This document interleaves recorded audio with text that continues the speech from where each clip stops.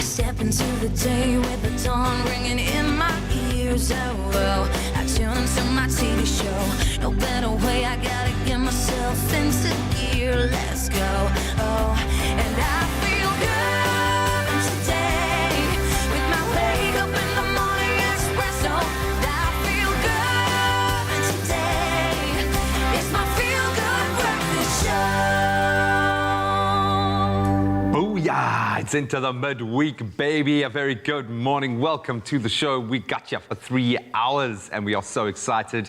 Very good morning from myself, Graham Richards. And a very good morning from me, Zoe Brown. Can you believe it? We're halfway through the week. I know, it's flown by, but it's great. It's downhill now until the weekend. It definitely is. And you know what? You have made the right decision to tune into your Feel Good Breakfast show and get your pens and papers ready today because we have got some awesome recipes that we will be cooking up for you. Okay, let's see. So first we've got the Nespresso Shanghai's coffee meets tea, part of their new Lungo range that we're exploring. Write that one down. Sounds good. Another recipe, a breakfast baguette with polony-flavored cheese. What?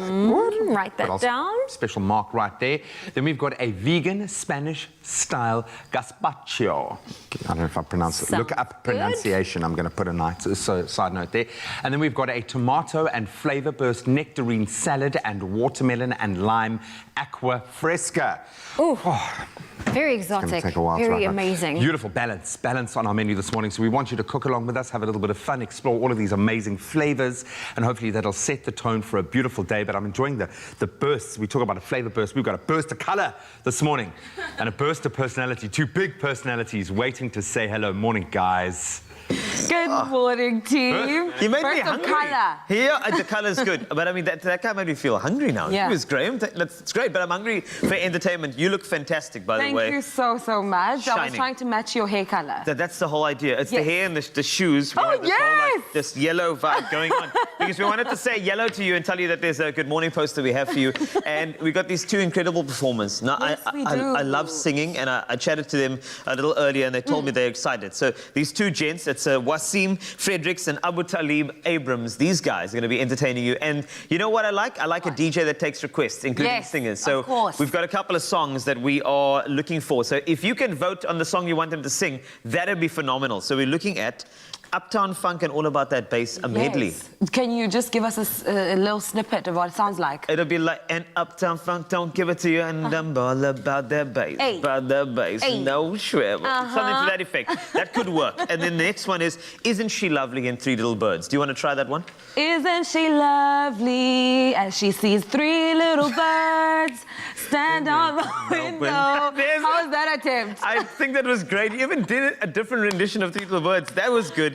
And then I feel like you should vote for this one. I don't want to force you to vote, but Damas from Biggie would be good. How does that one go? It'll be Damas, se me va your namas, me namas Adrianas.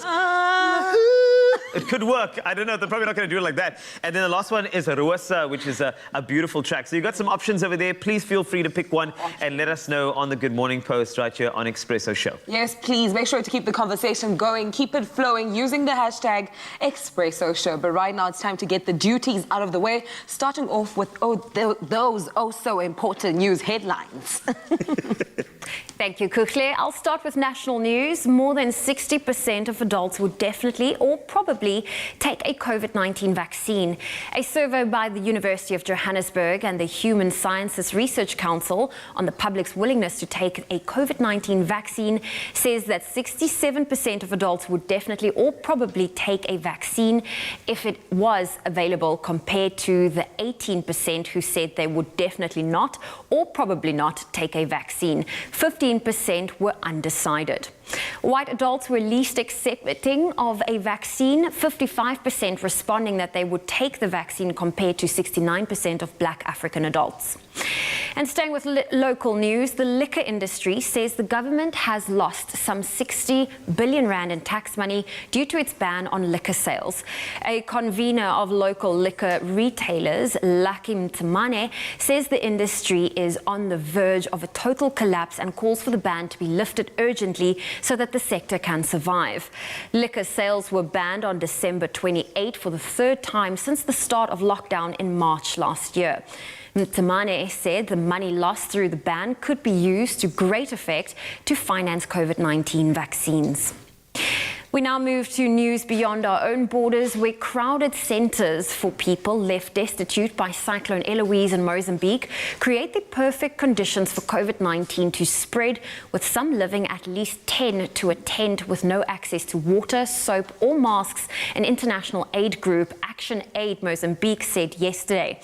Meanwhile, the United Kingdom's Foreign Office said it was providing some 21 million rand of emergency aid to Mozambique and was also sending a team of relief workers to assess the damage and humanitarian needs. And we stay with news abroad. Dozens of protected chameleons ranging in age from 1 week to adult specimens are being nursed back to health at an Austrian zoo after they were discovered in a suitcase at Vienna airport. The animals were spotted by security after an X-ray of the suitcase appeared suspect. Some 74 chameleons were then found hidden in socks and boxes. Zoo experts suspect they come from the Usambara Mountains, currently a very rainy and cool region in Tanzania. A 56-year-old man who had traveled from Tanzania was arrested. And now some short news regarding the world's tallest animals. Africa's giraffe population sadly has declined significantly over the past 30 years. The Giraffe Conservation Foundation estimates there are only about 111,000 left of these charismatic and tallest land animals in the world. Recently, scientists of the foundation were quite surprised to discover two dwarf giraffes for the very first time in Africa, by one in the Murichan Falls National Park in Uganda and the other on a private farm in central Namibia. The giraffe in Uganda was named Gimli after the Lord of the Rings character, and the one in Namibia, Nigel. Compared to the expected height of up to 6 meters, Gimli is only 2.7 meters tall, and Nigel is even taller at 2.4 meters. This despite being at an age when male giraffes tend to be fully grown. Researchers found that they had skeletal dysplasia, which affects bone growth and often results in a shorter stature. Dwarfism is rarely discovered, or at least observed, among wild animals, and this was a first in giraffe. The findings were published in the British Medical Journal. Well, on that short note, that's where I leave your morning headlines. Let's take a first look at your sport.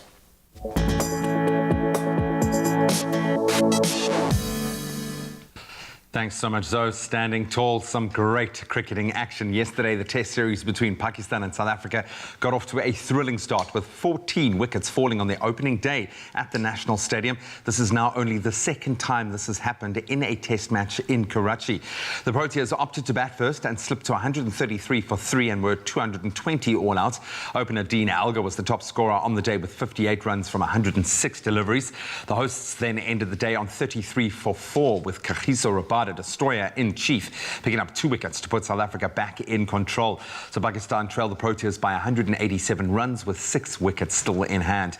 Day 2 of that action between Pakistan and South Africa will continue from 7 a.m. this morning. Staying with cricket news, they've done it. The Proteas women recorded an emphatic 32-run victory over visitors Pakistan to win the one-day international series 3-0 in Durban yesterday and confirm the whitewash. South Africa set an achievable target of 201, but Pakistan were bowled out for 169 runs as the Proteas bowlers impressed on the day. Captain Sine Lewis brought up her 100th ODI career wicket as well after dismissing 3 of Pakistan's top and middle order batters. The T20 series between South Africa and Pakistan now takes centre stage, kicking off on Friday. Then, keeping it local for footballing news, Premier Soccer League football continued last night with draws for both Kaizer Chiefs and fellow glamour club Orlando Pirates. The Amakosi came from a goal behind to draw 1-1 against Baraka FC at the F&B Stadium. And the Buccaneers, they also recorded a 1-1 draw against TS Galaxy, that one at Orlando Stadium. So that means the Chief remains 7th on the log, Pirates in 5th place ahead of the Soweto Derby this coming Saturday. You can watch Bloem Celtic take on Chippa United, and Black Leopards will be up against defending champions Mamelodi Sundowns tonight. Both of those fixtures kicking off at 5 p.m. The action continued across the pond as we head to the Premier League. Manchester City thrashing West Bromwich Albion 5-0 to now top the English Premier League standings. Goals by João Cancelo, Raheem Sterling, Riyad Mahrez, and their marksman of the moment, a brace by Ilkay Gundogan, confirming the win and top spot for City. Now the results from last night, Arsenal were able to get their FA Cup revenge over Southampton, beating them 3-1 at St Mary's Stadium. And after much speculation and about the pronunciation of his surname as well as the position, Chelsea has indeed appointed former PSG manager Thomas Tuchel as their new manager. There'll be 5 Premier League fixtures this evening, that one of those kicking off at 8 p.m. But we'll touch on them all again in about an hour or so. Right now, let's take another look at some of your beautiful sunrise pictures and the weather.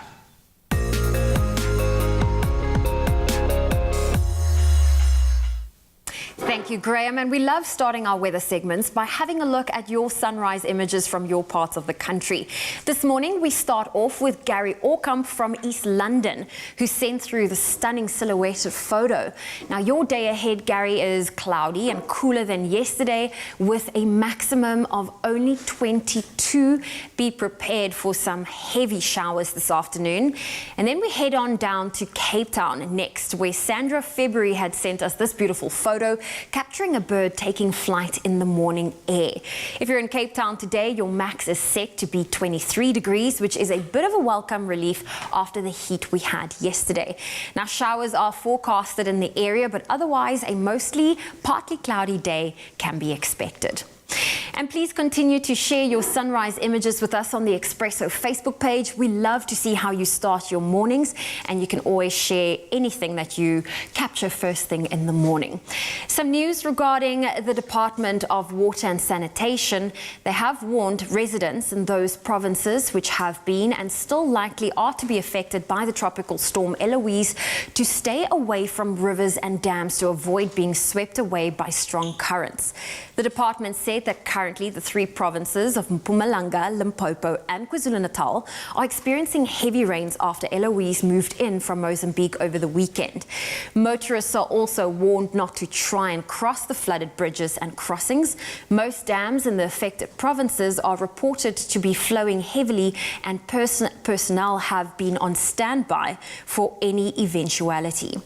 The Vaal Dam is currently 75% full. The Garib Dam is spilling over at 103%, and the Bloemhof Dam has reached a capacity of 109%.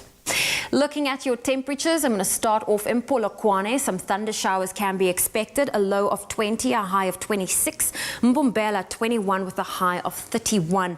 Thunder showers in Pretoria 16 with a low of 16, a high of 26. Johannesburg 16 with a high of 25. Thunder showers for Mahikeng 19 reaching a high of 27. Klerksdorp 20 reaching a high of 27. Thunder showers in Kimberley with a high of 23. Also in Bloemfontein, some thunder showers with a high of 21. Richards Bay 22 reaching a high of 29. Pietermaritzburg 17 with a high of 26. If you're in Durban today, 21's your low, 29 your high. Thunder showers in Mthatha today with a high of 21. Rainy conditions in East London, 18 with a high of 22. Thunder showers in Cradock, a low of 12, a high of 23. Rain can also be expected if you're in Port Elizabeth with a high of 23. George 14 reaching a high of 22. Partly cloudy conditions in Cape Town today with a high of 23. Worcester 10 reaching a high of 29. Partly cloudy in Sutherland 7 reaching a high of 26. And in Uppington, your low for today is 20 and your high 35 degrees Celsius. That's where I leave your weather for now. We'll have another update shortly after 7. So yesterday we engaged with something that has had the whole world engaged since obviously the inauguration of President Joe Biden, Bernie Sanders. What a guy, what a guy. It clearly was cold out that day, but what we have seen is the emergence of the Bernie Sanders challenge. It was a challenge that sparked a meme frenzy on social media of Sanders in a dressed down kind of look he wore to the inauguration. Obviously social media users are now placing photos of Sanders in very different and quite humorous situations. Everybody's doing it. I mean, I'll be honest, I did one too. Did you? I know that he came to visit Expresso just yesterday. Yeah, Look at him on the couch, and Is the couch still warm? It's very, very warm. I can still feel his presence here. Yes. So I just feel like it's only fair that I follow suit. That's perfect. You just need That's mittens, and you're there. And a mask. Beautiful. We absolutely love it. So we put it to you guys to have a little bit of fun as well. But it seems like everyone has weighed in. One of the funniest guys for me on social media, Ryan Reynolds, we'll get to his in a moment. But Sarah Jessica Parker from Sex and the City joined in the fun. He's just chilling with the girls, just hanging with the ladies. Bernie Nothing there. much. Hey. Well done, chum. Well done. And then Ryan Reynolds as well did one. I love him on social media. Yeah. His was That's actually the first I hilarious. saw, I think. It was one the first? one I of them. saw. On social media. I was like, because I follow him and I think he's really, really funny. So we asked you guys to weigh in and have a little bit of a look, and we received this one from Lekhalake Jeffrey Mokaba. Hey, self, is he sitting on a camp chair? Yes. But invite him in, I man. love that. It's like he's left out in the cold. Yeah. Invite him in, man. Come on. Very good. Then Mark Gavin saying Dale and Oliver was very funny. Oh, yes. I love those ones, Yeah. those iconic black bins, and for Bernie to chill on that like that, that's perfect. Why Because is he on the bin? In garden cricket, there is no better wicket. Yeah, there's no... If you're going to play some street cricket, you need a bin. That's your Okay. wicket. And the sun, then you know that the guy is out. Dan's actually a very gifted cricket player. He is, He very really talented. is. So Bernie's going to have his hands full there. Absolutely love it, man. Thank you guys so much. And of course, we challenged our sister show, Afternoon Express. And it I love seems it. like he was there again, chilling with the girls. It's more inclusionary when he's with the ladies, it seems. Yes. He's Because a bit of he's a... in the middle as well, so they're including him in the conversation. Yeah, maybe he feels more Cross-legged, very comfortable. classy. Yeah, pure class act. Bernie, we love you, man. We absolutely love you. So you can continue to share with us a little bit of fun, the lighter side of life, because we need that during these dark and crazy times. How have you embraced the Bernie Sanders challenge? Only you can make my day.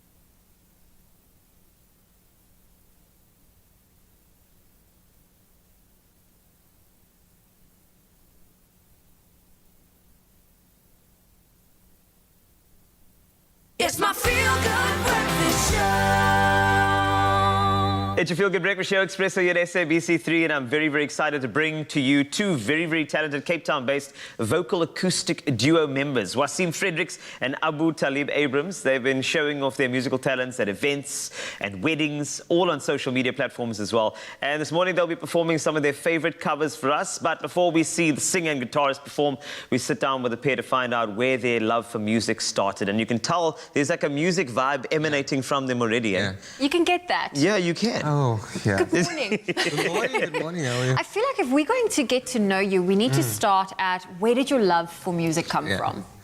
Okay, so I'd like to think I'm from a musical family, all right? Not everyone in the family can sing. It's not that kind of family. There's a few family members that can't even hold a note with their hand. Right? I'm that family member. But my granddad was definitely a singer. He always used to sing when I was young. I was like, yo, one day, you know?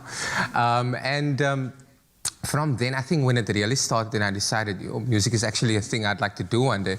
Probably started in high school at a Valentine's Day concert that we had there. And yeah, that's pretty much how it started. And then I think after school it was where things started to get a bit more serious, and I learned a bit more about music from this guy over here. He was quite schooled in chords and music theory and all of these or those kind of things. Yeah. This is cool to see a duo, because you always want to ask who's the lead, you know, and then there's a little fight. I'm not going to cause that now. This is not Jerry Springer. It's fine, don't worry. No lead, but don't worry. how long have you guys been performing together? For about 8 years now. 8 years. And obviously 8 years, you see the trials, the tribulations, you see the best side, the worst side. But, I mean, what's the best part of being together as a duo? Catching that vibe. Like, you know, when there's certain notes I can't maybe get to it, then you're already here, and, you know, just like fall you in. saw, he said, hey, yeah, you I know already. It's not, we don't show that indication. It's just like you can hear, and you know, when feeling that vibe and performing one another. That's what I like about it. Yeah. All right. You pull on each other's strengths. Yeah. And I suppose, does it come when it comes to choosing the music? Is that also something you factor in? Is which notes who can hit? You see, what we actually do is we try to balance it out, like, because he knows what the type of genres and things that I do. So we try to combine the two of that. So I play flamenco. Oh, flamenco. Yeah, so he likes his jazz music now, you know, your Bruno Mars and things. So I'll try to implement that into his. We really just try to create a mix of Try to mix you know? the two together. It's like a marriage. It's beautiful. Like everything just comes together. Like there's a nice like feng shui, if I can put it that way. Yeah, when you said marriage, they got very nervous. No, Anyway. I mean like the two together. I feel like I'm digging a hole for myself. No, you keep on going. I like this. I didn't mean it like that. No. We find it happens actually to us. It's like your partner is like my musical partner. Yeah. For you, just to emphasize on musical. Yeah, no, that's fine. But I mean, you say flamenco and jazz. Surely you got a couple of favorites that you love jamming together, especially songs that make you feel that vibe. If I had to say, hoy something now, what would the song be that will kind of connect you to in the best way? Like, to be honest, well, my thing is I'd say Uptown Funk. Yeah. Okay. Uptown Funk is always a vibe. Yeah. It's always a vibe. It always gets the people going. To quote, where is it from? I just know it's a quote. I'm not sure where it's from. It is. It always gets the people going. Yeah. It's Something's in Paris by Kanye and Jay-Z. Kanye in Paris. Yes, People in Paris. People in Paris, which is the best way. That's the song's name. No, have you? Because you guys have been together in terms of your musical duo for the last 8 years or so. Have you ever found yourself on the same frequency where you both just decided this is the? Because when you spend a lot of time with someone, you kind of start thinking the way the other person does. Yeah. Most definitely. And I think apart from us working as a duo, we've all got a thing that we do on our own as well. Okay, so we'll usually try to help each other out when it comes to stuff like that as well, man. So I think because of the music, not only have we become good musical partners, but we've also become like friends, you know. So I think to reiterate what you stated, it's extended quite far in terms of our relationship. Yeah. And just a quick one, you've done covers, original music, something for 2021 you guys been working? That is something Defo is something we'd like to work on for 2021, That'll be amazing. This pandemic eases time. sounds. Yeah, it creates a bit of a complication, but we'll work it out to 2021 because of last year, all the quarrels, all the picking up of weight. You know, we'll It's actually a lot of things that we took into consideration. You know, sitting at home thinking, Yeah, "That's right." yeah. So that is what we can do. Yeah. Okay, well, Wasim and Abu, they're not going anywhere. They're performing on your Feel Good Breakfast show, so make sure you stay tuned. So from music to culture and even our favorite drinks, an interesting blend is always best. And Expresso are celebrating Shanghai's diverse range of cultures with their newly launched World Explorations Shanghai Lungo, part of a new Lungo range that is amazing. And today we are championing the cultural melting pot that is Shanghai by combining, wait for it, it's revolutionary, tea and coffee in the same cup. It's a first for me, Chef Clem. It is actually the first time I've ever done it. It's not often that I have a first on the show, but tea and coffee, come on. It's not a first for me. Really? No. I had it at an amazing restaurant in Amanus, actually Wine Farm, and the chef paired with a meal, coffee and tea in a drink. And I was like, Right now, there are a lot of people going, and we're going to change It's going to change your minds. mind. Will So we're gonna do you this. make me a beautiful Shanghai espresso? I'm going to make you a Shanghai. I'm going to make the lungo because it's a lungo, obviously. Okay. And what I'm going to do is I'm going to put the green tea in there first. Okay. Okay. You can use 2 if you want a stronger tea flavor. I'm actually going to put a little bit of the ground ginger in there to start, and we can maybe sprinkle a bit on the I top. like that. You're kind of infusing the tea from the beginning. Yeah, right from the get-go, because we want the flavors infusion. Yeah, that's what it's about. absolutely. Having the barista device as well to kind of get that lacquer milk froth. This is really, really fancy, I must just say. We've done a lot with it. Yeah? Cold drinks, hot drinks. It really is a useful piece of technology. It does the job, which is amazing. And here, what I'm liking is we've got this new kind of flavor range to play with. I thought with the amount of flavors on offer at an espresso that it would be impossible to explore new areas, but they found new areas. They have. This combines Arabica and Chinese coffee. Which I found so amazing. Really, really cool. Low intensity, well, mid-range intensity, about intensity 5, so it's a low acidity. So it's nice if you don't like a strong coffee. This is great. Nice citrus notes, kind of red fruit notes like that. It's going to be very fruity and delicious. So they recommend using a little bit of milk with this, but because of the low acidity, low bitterness, this black, no sugar for me, perfectly I love it. So I've tried the Cape Town, I've tried the Shanghai, I haven't tried the others. So I'm going to try all of them before the end of the show. Okay. And then you're all going to have to deal with me because I'm going to be... We're going to have to rugby tackle you to get you into the kitchen. Okay, I think this is ready. Obviously, here we're cutting the process short. You let that steep for as long as possible. Yes. As long as possible. But for purposes of today... I'd say about 3 minutes is really good. And then, and the same thing is you can let your barista device run for as long as you need. I'm gonna pop that in the bin. Also, let's talk about this, eh? You can judge people that drink tea with the tea bag in the cup versus those that take it out.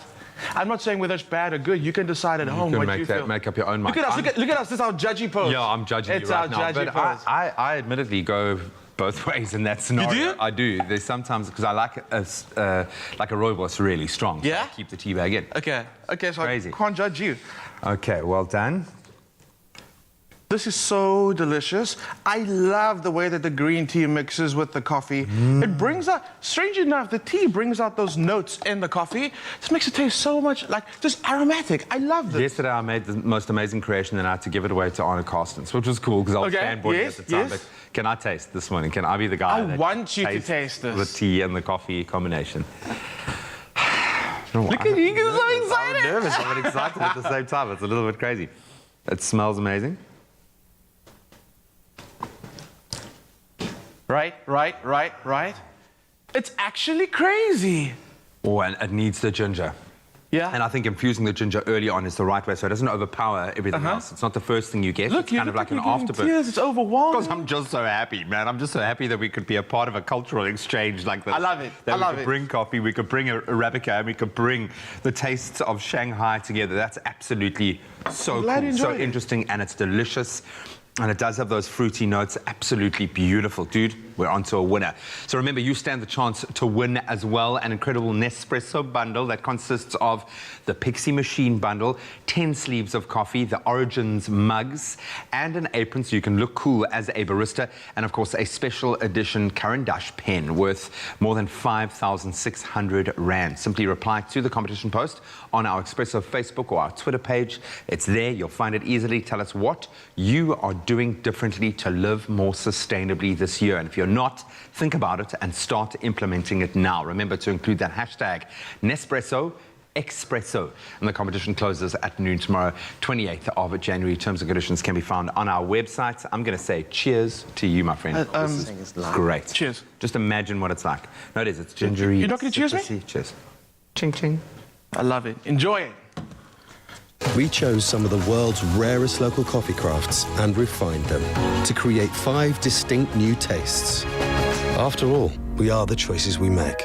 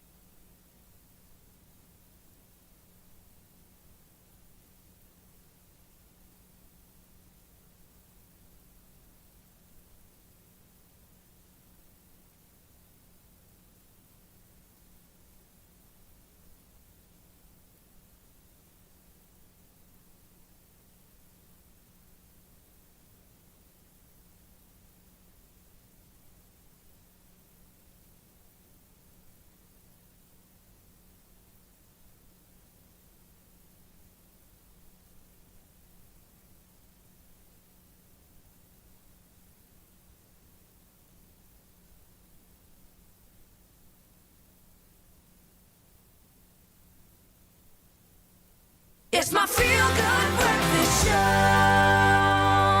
It's your Feel Good Breakfast Show, Expresso, and you know what? Who we are today and how we think and behave often have their roots in our childhood teachings, if you think about it. And this morning, registered relationship and family counselor Mimi Hewitt joins us to discuss the importance of being a self-reliant or independent person in today's world. She'll also join us to give parents some tips on how they can start developing the fundamental building blocks of independence in their children from an early age, which is vitally important. So, Mimi, good morning.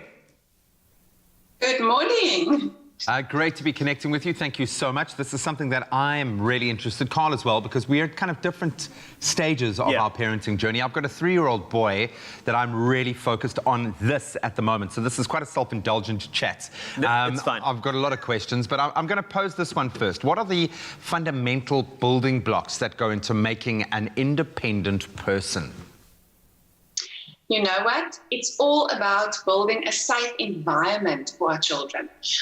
We want them to feel safe while developing their own personalities. So for us as parents, it's just to be there, be available, be around them, to give them that safety net where they can just grow and develop.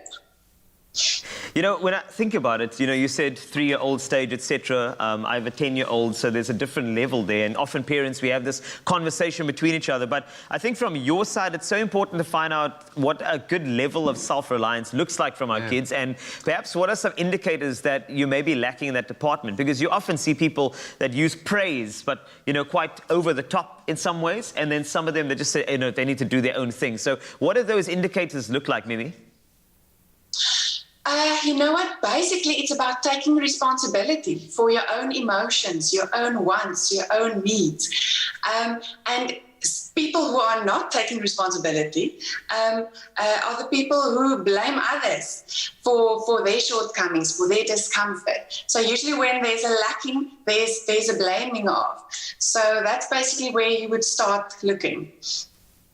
I think most parents want to raise children who can think and act for themselves. You want to be comfortable when you release them into the world that they can take care of themselves, but that doesn't mean that we get it right with regards to what we teach them as parents and what they learn from our behavior. How do parents sometimes slip in that endeavor to raise an independent child? Where can we go wrong? Yeah, we all do that. We all make mistakes. We know, we want to help our kids, so we want to jump in and fix it for them. We want them to grow, but we don't want them to get hurt. So we do it for them. But the problem with that is then they don't learn. They need to sometimes fall so that they can get up and try again. It's almost like that, that butterfly who's in the cocoon, who wants to struggle to get out. If we help the butterfly and we open up the cocoon, that butterfly doesn't get the opportunity to develop its wings properly. So when that butterfly comes out, it won't necessarily be able to fly. So we need to allow them to struggle so that they can get stronger. Wow, allow them to struggle to get stronger. Now, with somebody, so hard, from man. a 3-year-old, It's so hard. you're like, I don't want to do that. I love my little guy, man. I completely get it, but I think the next question is about how we get started. We all want to have butterflies that have strong wings. So how can parents at home be more conscientious about developing independence in their child? Basically, stop, breathe, focus on the relationship. It's much more important to have a good relationship. So for parents, work on your communication skills, work on your listening skills. That's the way that you can show your child that you understand, that you care. It makes them feel safe, it makes them feel accepted, and that will give them the space to then develop and grow and become independent. All right, Mimi, I want you to stay with us because I've still got plenty of questions. Yesterday, I found myself having to be my son's best friend, not his parent, but play with him because it was playtime and he needed a mate to play with and some crazy games. That's what lockdown has done to us. I want to find out how this dynamic has changed during lockdown because it certainly has. We've got the advantage of having more time with our kids. How are we going to use that to help them grow into independent young conquerors of life? We'll continue that discussion with Mimi in a moment. I'm pretty sure many of us will agree that when it comes to confidence, education also plays a big role. And Dr. Nelson Mandela said it best, education is the most powerful weapon which you can use to change the world. And Nedbank are helping you put your kids ahead of the pack. That's right. So save 10% in store on the wildest range of quality school supplies at Walton's when using your Nedbank credit card. Plus, enjoy up to 55% days interest-free credit. From izgere, scissors to markers and all things scholastic, dibene, neskolo, they have every essential item you need. That's right. So use the voucher code that's displayed on your screen right now, NEDWTNSO8, to get your discount with your credit card. The offer is valid until the 31st of January this year, and T's and C's do apply. Find out more on netbank.co.za. Hashtag here's to you, Mzansi, for being A+ back to school. Here's to you, can't work from home workers. Bo Terminator, cause every meeting key, I'll be back. The mask forgetting shoppers. Hi. And you, who go the extra mile instead of keeping just 1.5 meters. To you who opened your doors again, we take our hats off. Nina, who kept us moving, 100%. And of course, the no Mayini general dealers. You might not be essential workers, Mara, you too played an essential role in keeping Mzansi working. And that's why we're giving you a chance to win your share of 5 million rand. Join Nedbank today.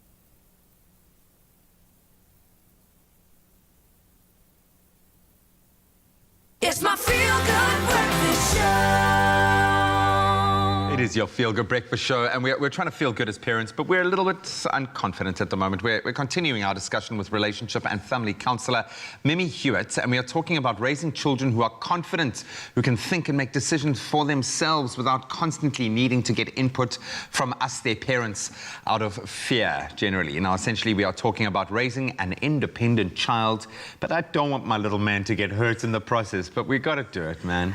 Mimi, thank you so much for saying what you said earlier, because I saw Graham's eyebrows just lift when you said, allow them to struggle so that they can grow. So I think we need to temper that for a second. When it comes to raising independent children, we're obviously not saying throw them out to the wolves, let them survive, they'll come back with the pelt. No, we're saying support your child. Support your child, but also challenge them. Is that correct? Absolutely. You want to be their biggest cheerleader. You don't want to do it for them, but you are standing right next to them, encouraging them. That's what it's about. I'm at that lucky stage now where I've got to not only watch his behavior, but watch my own, because he's modeling off what I'm doing. A child obviously has those developmental stages earlier, very important. We have to be cognizant of that fact. What does expecting too much from a child look like? Because I think in today's age and looking at Instagram, we all want a wunderkind child prodigy that is going to do these amazing things. When is it too far? You know what? I think when we compare our kids with other people's kids, we get flustered, we get scared, we get worried that they won't excel enough. So we try and expect too much from them. We just go that step too far, and that can obviously often cause them to feel discouraged. They could become fearful of disappointing us, not meeting up to our expectations, and that fear of failure, fear of disappointment can be really hard on a child. So we definitely don't want to expect too much from them, rather just let them guide you with what they are comfortable with. That's powerful, eh? Let them take the wheel. Your 3-year-old's in charge. And we did. That was the game we were playing. I knew it. He was driving and I had to be the passenger. That's what we had to do. So Mimi, if I look at now, all considered, how should our approach be to challenging them and helping them to develop some independence within them as they get older? Yes, so as kids get older, they, when they're still young, like a 3-year-old, we've got lots of control, but not so much influence on them. As they grow older, our control should lessen so that the influence can increase. So kids don't want to be controlled. They don't want to be told what to do, especially a 10-year-old. So give them some form of authority, obviously within limits, but allow them to make some decisions for themselves and rather influence those decisions in a positive way. I'm glad you raised Carl's eyebrows now, so thank you for that, for a bit of parity across the board here. I've got to speak from our own experience. It's normal to want to insulate our children from problems, save them the pain that we ourselves have experienced. But problems will come, and we've learned that that's often where you find out the best parts of yourself. What negative effects, though, could come from raising a child who's always by a parent's side? And I say this especially now because we are always together, because we are in a second lockdown. You know what? Being with your child isn't a bad thing, but being overprotective and hovering over them like a helicopter, or, you know, you get these new lawnmower parents who want to just make the path straight in front of their children. They never develop that self-confidence that they need then to go out into the world. So they will become insecure. And they will always be looking towards you, what must I do next? So rather allow them the space and don't be too hovering. Don't be a lawnmower. Yeah, I like that one. I actually never heard the lawnmower one. I always knew about the helicopter one. The lawnmower one, that's a new one. So I think it's important for us to temper ourselves and say, you know, if there are any final tips for parents, those who feel that they're lacking confidence a bit, they feel like they're doing, you know, the wrong thing. What final words of advice can you leave with us? Okay, so raising your child to be independent doesn't mean you are a lazy parent. Raising an independent child means you are allowing your child to grow. You're actually allowing your child to to grow those wings that they need in order to fly. We won't always be around them. So we need to help them to grow, to not be afraid of failure, but to try. And you know what? Perhaps they don't fall. Perhaps they actually do fly. Well, let's hope they do. Mimi, thank you so much. I'm feeling a lot better about the path in front of it. As windy as it's going to be, Yeah. It's no longer a straight path. I know at 3 years old, you're always wondering, is he going to be a sociopath? Is he going to be a beautiful, wonderful, empathetic person? And they exhibit all those behavioral patterns. But one thing is for sure, that we can be confident in the way that we parent, and they can take their cue from us. It's always such a pleasure having you with us, Mimi. Thank you so much. That's relationship and family counsellor Mimi Hewitt. There is no clear roadmap to parenting. No wrong or right way exactly, but there are some building blocks, some skills that our children can really benefit from on that journey to becoming an independent person, which is what we want, yeah? Exactly, yes. Avoid the lawnmowers and helicopters. There we go. Clover cheese is for those who love life, where everything falls into place and melts away our cares, adding joy and stretching our imagination. Clover, for the love of cheese. Made with love by Clover. Well, it's time for us to spend some time in the kitchen, and one thing we know is that all kids go hungry, and breakfast is a great way to start their day. Now, there are countless ways to elevate the humble dish when it comes to Old Toasty, and we love taking dishes to the extraordinary heights, like our clover polony flavored cheese breakfast, a baguette. It is a recipe that is set to impress you, and the only lady here to help us with that is the one and only Grace Stevens. Good morning, Grace. Good morning, lovely to be here. I love this because what is amazing about these clover cheeses, it's literally a 2-in-1. You get the flavor, you get the cheesiness, it's all of the great taste of cheese and polony, which makes it nice. It's more nice, less price. Absolutely. And it's such a fun way to start off the day. And you can always get your kids involved with this. Okay. Packed in an easy little bag. Sleeve. Yeah, they're sleeves. So you can even pop these into lunch boxes and stuff like that. Will make for a great snack. Now, I know we are using the polony flavored cheese. Yes. I believe this doesn't contain any pork, no meat products. No. It is made with cow's milk. No, it's just flavored. Just so flavored. You can enjoy it and be guilt-free. Okay. I'm just going to start by cracking my eggs here, Zoe, because what we're going to do is we're going to layer all these yummy ingredients into our baguette. What I've done is I've just cut a little, I don't know, gutter in it and just pulled out all that bread. A little groove. Yes, and you know where that bread goes, eh? Straight in, you know. It's, did you nibble on it? Okay. Totally. Okay, and then you season your eggs with a little bit of pepper and salt. You know how your family likes it. Yes. So that is the most difficult part of this recipe. Really? So it's nice and easy. That's it. So I'm just going to take my clover polony flavoured cheese and I'm going to line my baguette. Can I open some for you? Please. I'll help you. So that goes in assistant. Easy peasy. And as I said, get the kids involved with this. You're getting your protein, lots of calcium here for your kids, a great way to start the day, whether that you're sending them off to school or you're sending them into the living room so that you can homeschool them. This is always great. That is the new normal right now. That is the new normal. There we go. So I'm not as elegant as you. Here we go. Fine. Right. Then what I've got here is some ham. So I'm just going to pop the ham in. And of course, you do whatever your family really likes. So if you want to go more of a vegetarian route, you can leave the ham out. Absolutely. I suppose with our polony flavoured cheese, it is quite nice to add a meaty component to this. Absolutely. And then I've got some sun-dried tomatoes, which just give it a lovely kick. Also lovely colours going there. And then I've got some mushrooms that I prepared earlier. And of course, kids might not always like mushrooms, but if you've got kids that just love mushrooms, my kids love mushrooms, then you can just do that. Great to add it. A little bit of parsley, some chives. And the last thing that you do, you've got your oven on 180 degrees, so it's preheated. You pour in your egg mixture. So I've just used a little cup, but if you could do it in a jug, you can pour it in. So you pour it all in and then pop it in an oven for about 10-15 minutes, just until your egg is nice and coagulated and your cheese is melted. And there you go.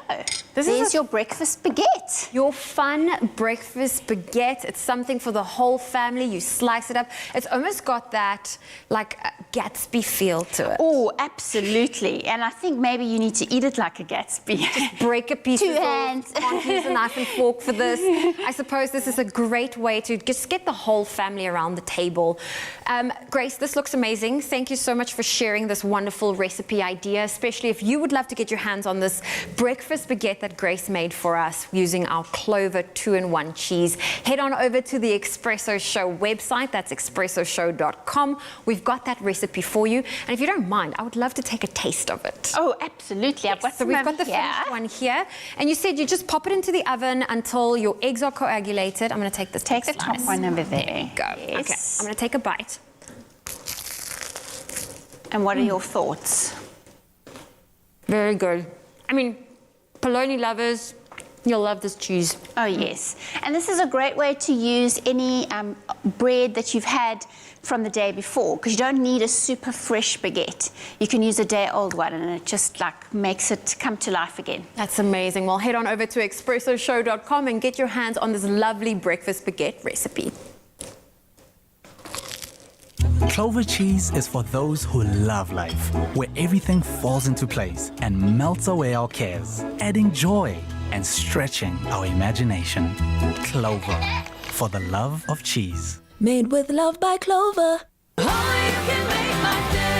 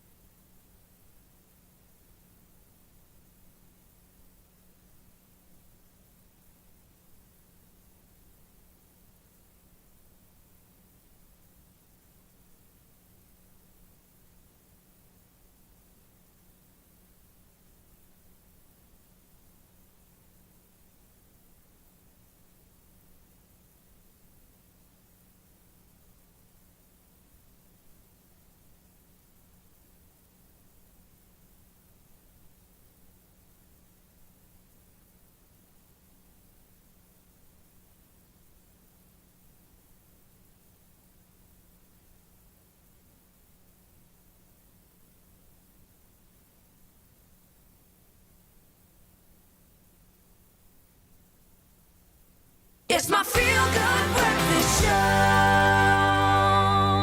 Molweni nonke ukuba ngiyaqala ufika namhlanje andiyazi noba nisuka phi. Welcome back to your Feel Good Breakfast Show, Expresso, here on SABC3. You know we love keeping in touch with you.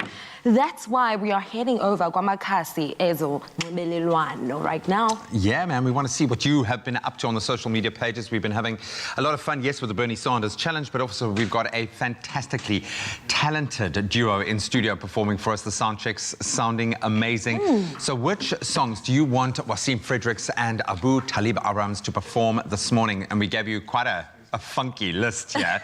Uptown Funk and All About That Bass medley. Isn't she lovely? Oh, yes. And Three Little Birds medley.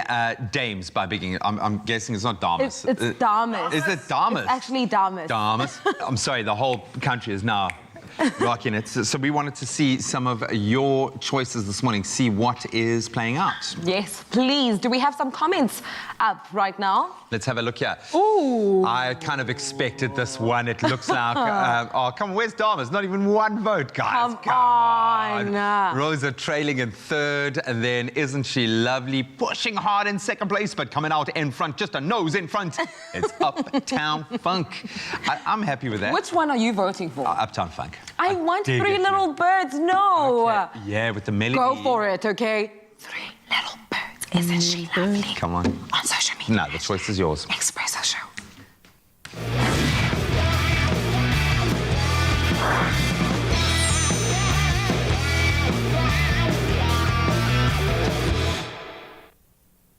Vote Damas today, a message brought to you by Expresso. It's okay, but I need to focus on something a bit different now, and this is the legend that is JP Sebastian. When it comes to movies, there's some great ones coming out, and we need to scan through these trailers because, you know, what I can tell you is that there are some trailers. He gave me some homework, and he said, watch these trailers. Phew! I was shook. Let's start here with the first one. Welcome, by the way. You actually induced a quiver in your voice. No, because I was really shook. The first one is, it's almost scary to think that that could happen. And it's called True Mothers. Well, yeah, we had like some story locally about a mother who seemed like the mother but was the forceful adoptee, let's put it that way. I don't know the story behind that, but obviously this kind of stuff happens too. True Mothers is, as I've been trying to showcase for the past couple of weeks, foreign submissions for Oscar consideration. This is Japan's submission saying, please, Academy, consider us.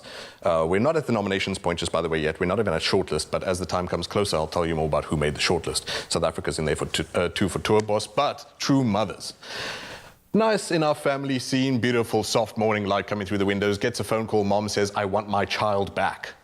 What? No, okay, it's probably not the kind of call you want to hear as you're sending it off to school from a complete stranger. This story being Naomi Kawase's movie is about, starting now at, well, what you're looking at here is from 6 years ago or so that a 14-year-old girl was told by her parents, was told by those around her, and I suppose came to the decision herself, in so much as a child can do that she cannot bear the child that she has, you know, the bun in the oven.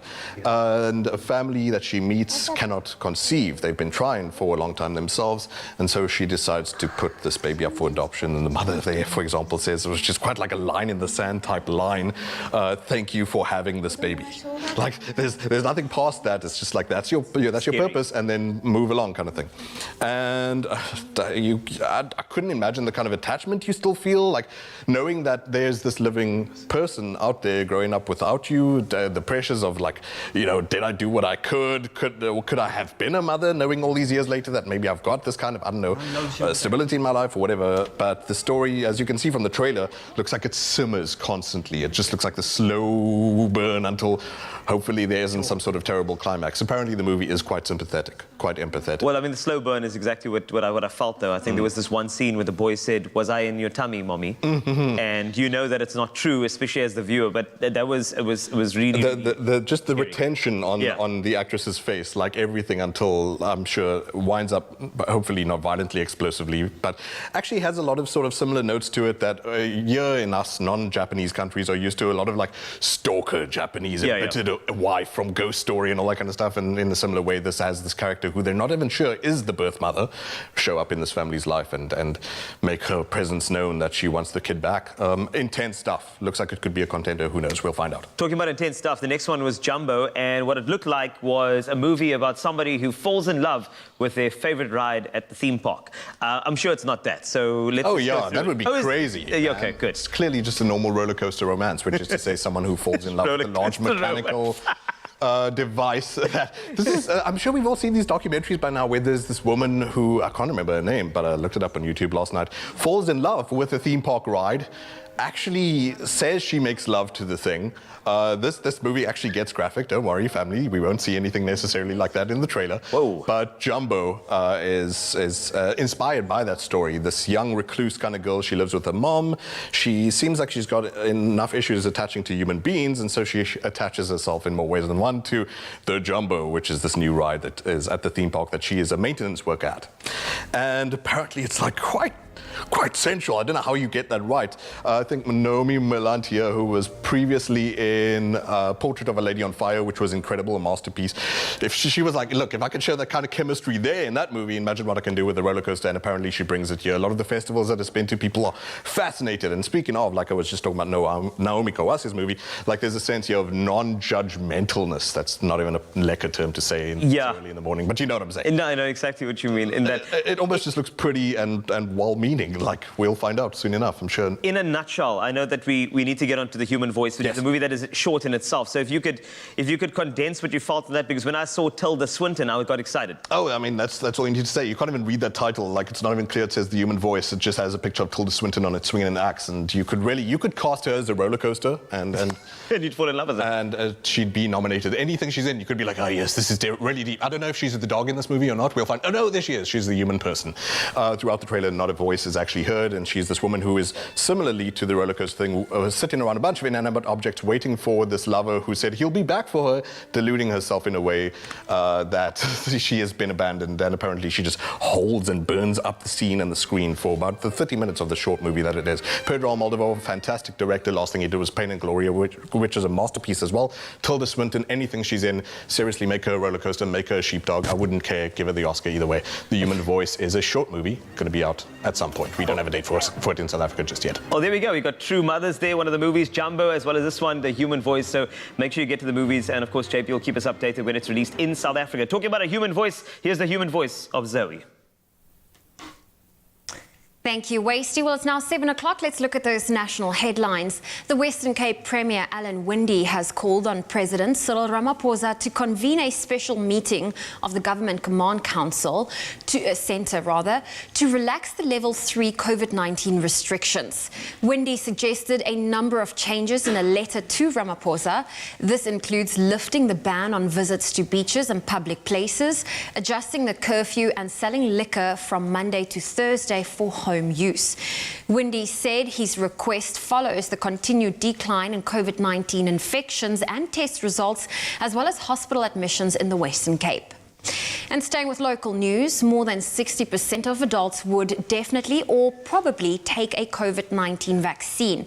This is due to a survey by the University of Johannesburg and the Human Sciences Research Council on the public's willingness to take a COVID-19 vaccine. It says 67% of adults would definitely or probably take a vaccine if it was available, compared to the 18% who said they would definitely not or probably not take a vaccine. 15% were undecided. White adults were least accepting of a vaccine, 55% responding that they would take the vaccine, compared to 69% of Black African adults. And moving to news abroad, New Zealand's borders will probably remain closed for most of this year as the COVID-19 pandemic rages on, but the country will pursue travel arrangements with neighbouring Australia and other Pacific nations. Prime Minister Jacinda Ardern yesterday said this was necessary considering the risks in the world and the uncertainty of the global rollout of the vaccine. A tough lockdown and geographical isolation helped the country of 5 million virtually eliminate the novel coronavirus within its borders. The country has only 1,934 confirmed cases in all and 25 deaths. And crowded centres for people left destitute by Cyclone Eloise in Mozambique create the perfect conditions for COVID-19 to spread, with some living at least 10 to a tent with no access to water, soap or masks, an international aid group Action Aid Mozambique said yesterday. Meanwhile, the United Kingdom's Foreign Office said it was providing some 21 million rand of emergency aid to Mozambique and was also sending a team of relief workers to assess the damage and humanitarian needs. And now meet the world's first armless pilot.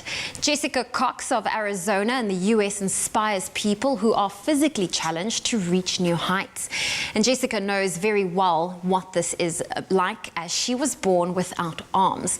Yet her achievement so far absolutely boggles the mind, like making history as the first woman without arms to fly an aeroplane.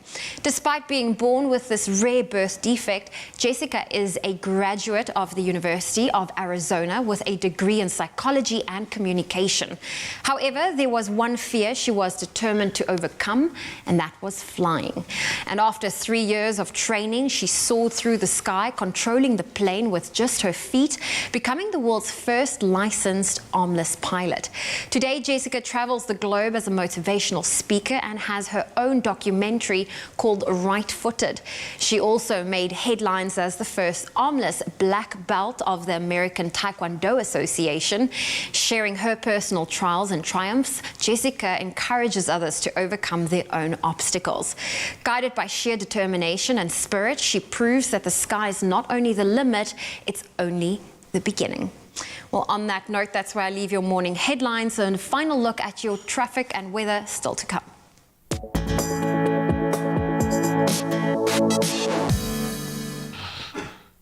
Scintillating day of cricket to kick off the series, the test series between Pakistan and South Africa, which got off to a thrilling start with 14 wickets falling on the opening day at the National Stadium. This is, in fact, only the second time this has happened in a test match in Karachi. The Proteas opted to bat first, slipping to 133 for 4 and were eventually 220 all out on the day. Opener Dean Alga was the top scorer on the day with 58 runs from his 106 deliveries faced. The hosts ended the day then on 33 for 4 with Kagiso Rabada picking up 2 wickets to put South Africa back in control. So Pakistan trailed the Proteas by 187 runs with 6 wickets still in hand. Day 2's action between Pakistan and South Africa is commencing shortly, 7 a.m. this morning. And staying with cricketing news, the Proteas women have got the whitewash. They recorded an emphatic 32-run victory over visitors Pakistan to win the one-day international series 3-0 in Durban yesterday. South Africa set an achievable target of 201. Pakistan were bowled out for 169 runs as the Proteas ladies bowlers impressed on the day. Captain Sanay Lewis brought up her 100th ODI career wicket after dismissing 3 of Pakistan's top and middle order batters. Now we turn our attention to the T20 series between South Africa and Pakistan that starts on Friday. Staying in South Africa for football news, Premier Soccer League footballing action continued last night with draws for both Kaizer Chiefs and fellow glamour club Orlando Pirates. The Amakosi coming from a goal behind to draw 1-1 against Baraka FC at the F&B Stadium. Then the Buccaneers also recorded that 1-1 draw against TS Galaxy at Orlando Stadium. So what this means is Chiefs remain 7th on the log with Pirates in 5th place ahead of the Soweto derby this coming Saturday. And you can watch Bloemfontein Celtic take on Chippa United and Black Leopards up against defending champions Mamelodi Sundowns, looking to solidify that top spot on the log tonight. Both matches will kick off at 5 p.m. A little further afield, I think the writing was on the wall. Manchester City, they thrashed West Bromwich Albion 5-0 to now top the English Premier League standings. Goals by João Cancelo, Raheem Sterling, Riyad Mahrez and a brace by Ilkay Gundogan confirming the win and that top spot for City. Then in other results from last night, Arsenal got their revenge after their FA Cup exit at the hands of the Saints beat Southampton 3-1 at St Mary's Stadium. Now, after much speculation about who would fill the role and the pronunciation of his name, Chelsea has appointed former PSG manager Thomas Tuchel as their new manager. And there'll be 5 Premier League fixtures to look forward to this evening, all kicking off at 8 p.m. More on those in about an hour or so. Right now, let's take a look at some of your beautiful skies.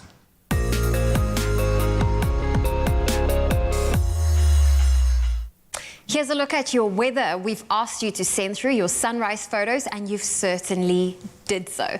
We start off with Keegan Beavis from KZN, who sent through the stunning image showing off the clouds stretching across the sky.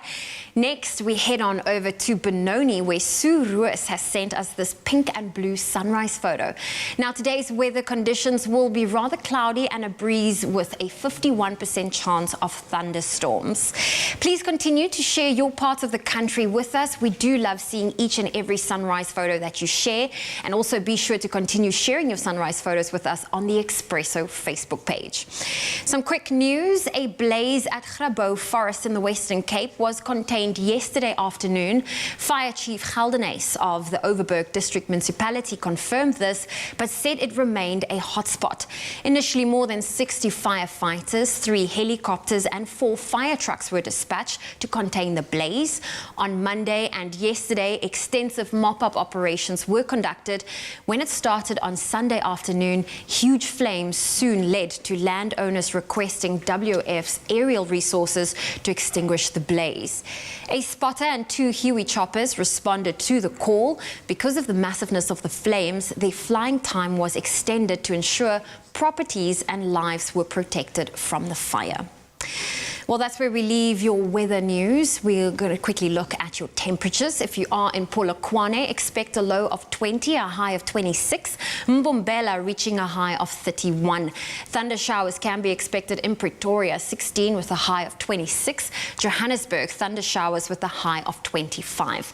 Mahikeng, 19, reaching a high of 27. If you're in Klerksdorp, a low of 20 with a high of 27 for today. Thunder showers can also be expected in Kimberley, a low of 17, a high of 23. Bloemfontein, 16, 21. Richards Bay, 22 with a high of 29. Pietermaritzburg, 17, 26. If you're in Durban today, thunder showers are expected with a high of 29. Mthatha, 16, 21. East London, rain with a low of 18, a high of 22.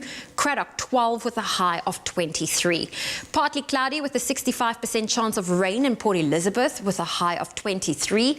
George, wet conditions can be expected with a high of 22. If you're in the mother city, partly cloudy with a low of 14, a high of 23. Worcester, 10, reaching a high of 29. Sutherland, 7 with a high of 26. And Uppington, partly cloudy with a low of 20 and a high of 35 degrees Celsius. Well, that's where we leave your weather for now. If you have a beautiful sunrise photo that you'd love to share with us, please do so on the Expresso Facebook page. Thanks a lot, Zoe. Now, the thing is, there are some more weather reports coming through. I mean, chances of talent and more talent on the way as these two, Abu and Wasim, perform your favorite, the one that you top voted, which is Uptown Funk, in the next couple of minutes. Stay with us right here on Expresso.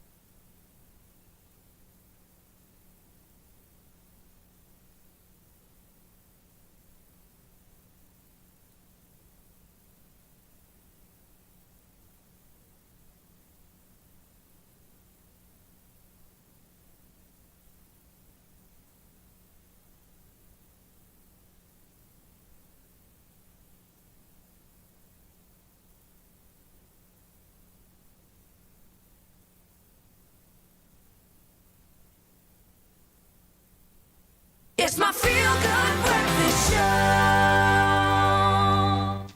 Welcome back to your Feel Good Breakfast Show, Expresso, here on SABC3. But now we turn to a story about a pensioner here in Cape Town who started a food garden at her home in order to feed the homeless. Well, her neighbours got word of what she was doing and decided to join in creating their very own food gardens. Now, Halima Easton is on a mission to grow more fruit and veg in unused public spaces to feed the needy for free. Check this out.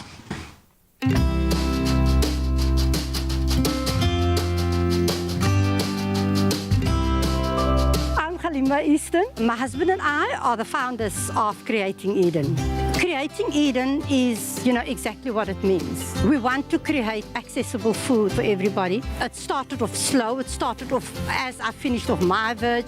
Tina coming into my driveway saying, Halima, really, I want you to come and do my veg. And then the neighbor across from her wanted one. Then my next door neighbor wanted one. And it just took off, crazy from there.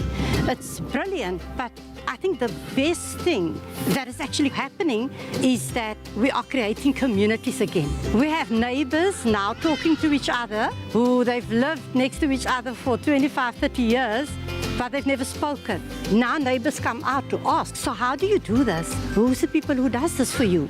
It gets people talking.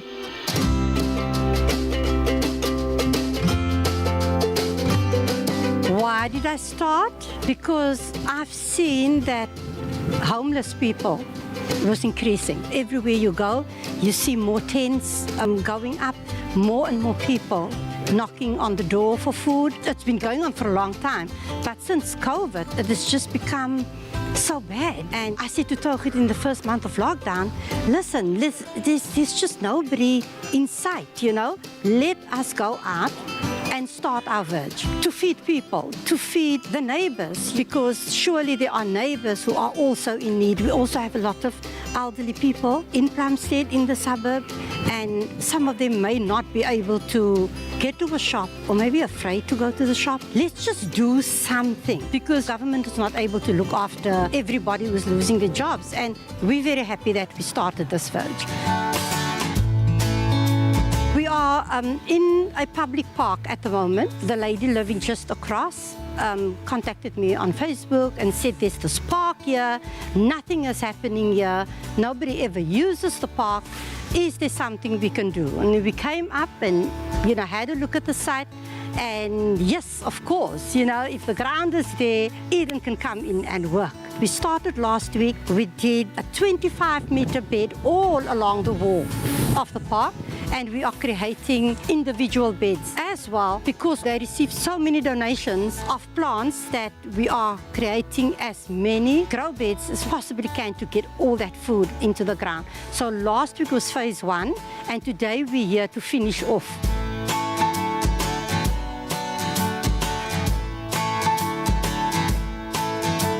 For the most, pretty positive. I get little thank you notes in my letterbox with 1 or 2 packets of seeds attached to it. I come out in the morning and there are shopping bags on the inside of my gate. I open it up and it's seedling trays and all kinds of beautiful things. There obviously are the odd neighbor here and there who tells us that we are attracting vagrants into the area and we are attracting unsavory characters into the area. You know what? Those unsavory characters and those homeless people, they weren't homeless all their lives. There's a reason why they landed up there, you know? It is our duty, if we can, if we have the means, grow food, let everybody eat.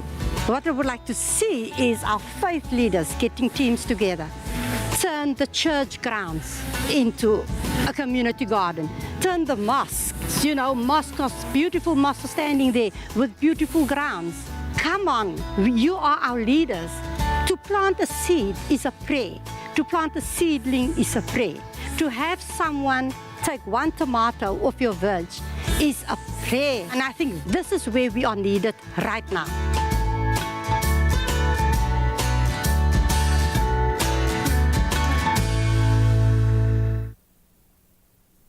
You know what, G? It's these kinds of stories that just warm my heart. Ordinary citizens stepping out of their way to lend a helping hand to contribute to the betterment of our society, particularly in a time where everyone is just going through so much. And also when we kind of have a dark perception of our own country, to be able to see what true South Africanism is. This is in the line of what Archbishop Desmond Tutu, Tata Madiba, what those that believe in the service of others would live by, and this is how we can all live. All it took was one idea and a few seeds to grow and feed the hungry during the pandemic, and look at what she has accomplished. We wish Halima and her husband continued success and certainly thank them. An incredibly inspiring story, and I think it's only fitting that we give you some more inspiration in the kitchen since we are talking about food. And a little earlier we gave you something from Shanghai, which was a drink. It was so well crafted, and now we want to travel from Shanghai to Spain for what is a Be Well vegan gazpacho. But this is Spanish, so it's very important for me to this Spanish. I don't know, the accent is changing, but this is Expresso, you know, and this is Chef Grace Stevens, and she will give you a little recipe for the gazpacho, which is very beautiful and it's very muy caliente for you today. Sorry, that just happened. I'm so sorry. Feeling a little bit flustered here. I know, you know, this is that good. accent. Gracias. So Grace Stevens, we are to do the gazpacho. So we have got ingredients here, so take us through, please. So I'm going to take you through this really nice cold soup. It's great for the weather that we're having. You need to make it ahead so that you can chill it. Okay. But otherwise, this is just one pot kind of thing to do. So I've got some beautiful tomatoes here. You must make sure that whatever ingredients you use are top notch. So All you right. want flavor. So you want your tomatoes to be sun ripened, just off. Naturally sweet. Fine. You want them to be super sweet. So don't choose any ones that are yellow or green. You want really nice red.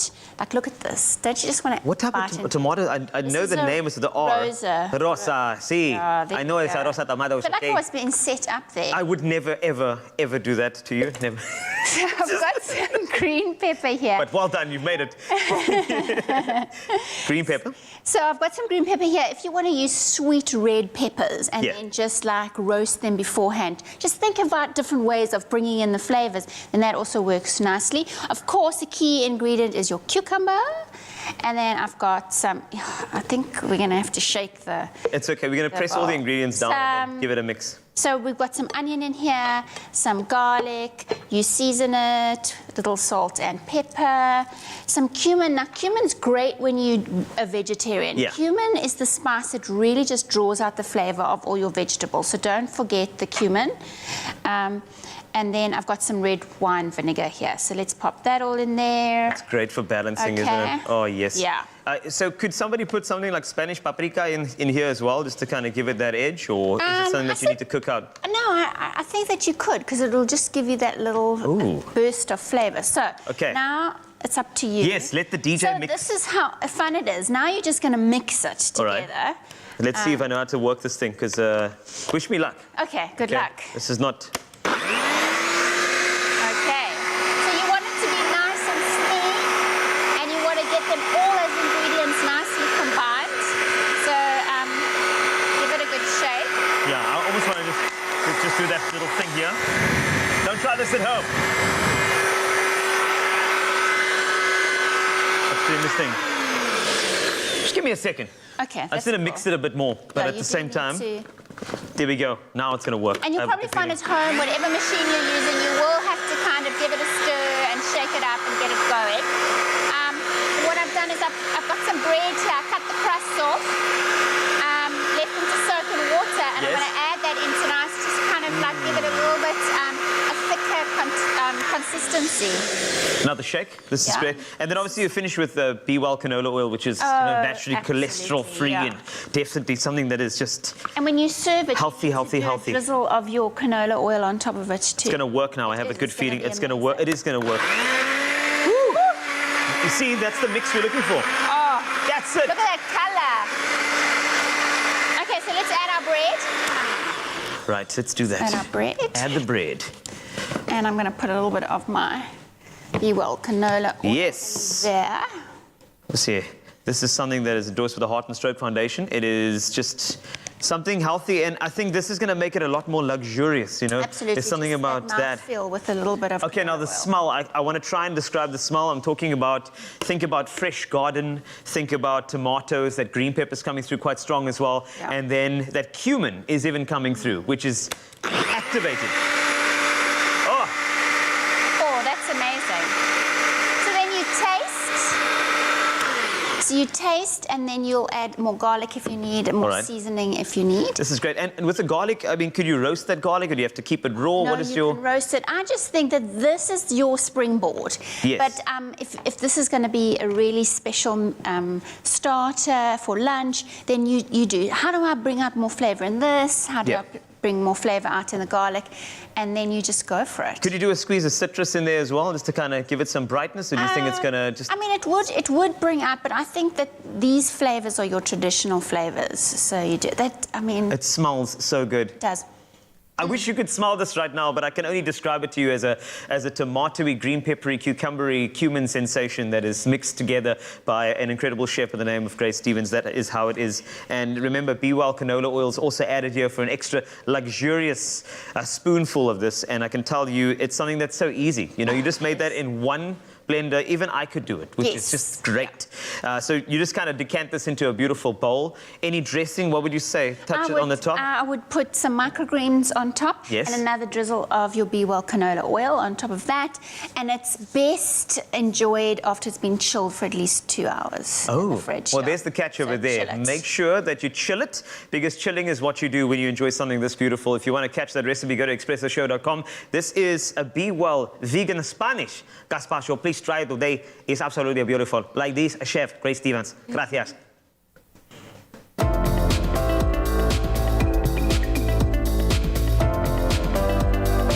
Be Well. Love, food, life.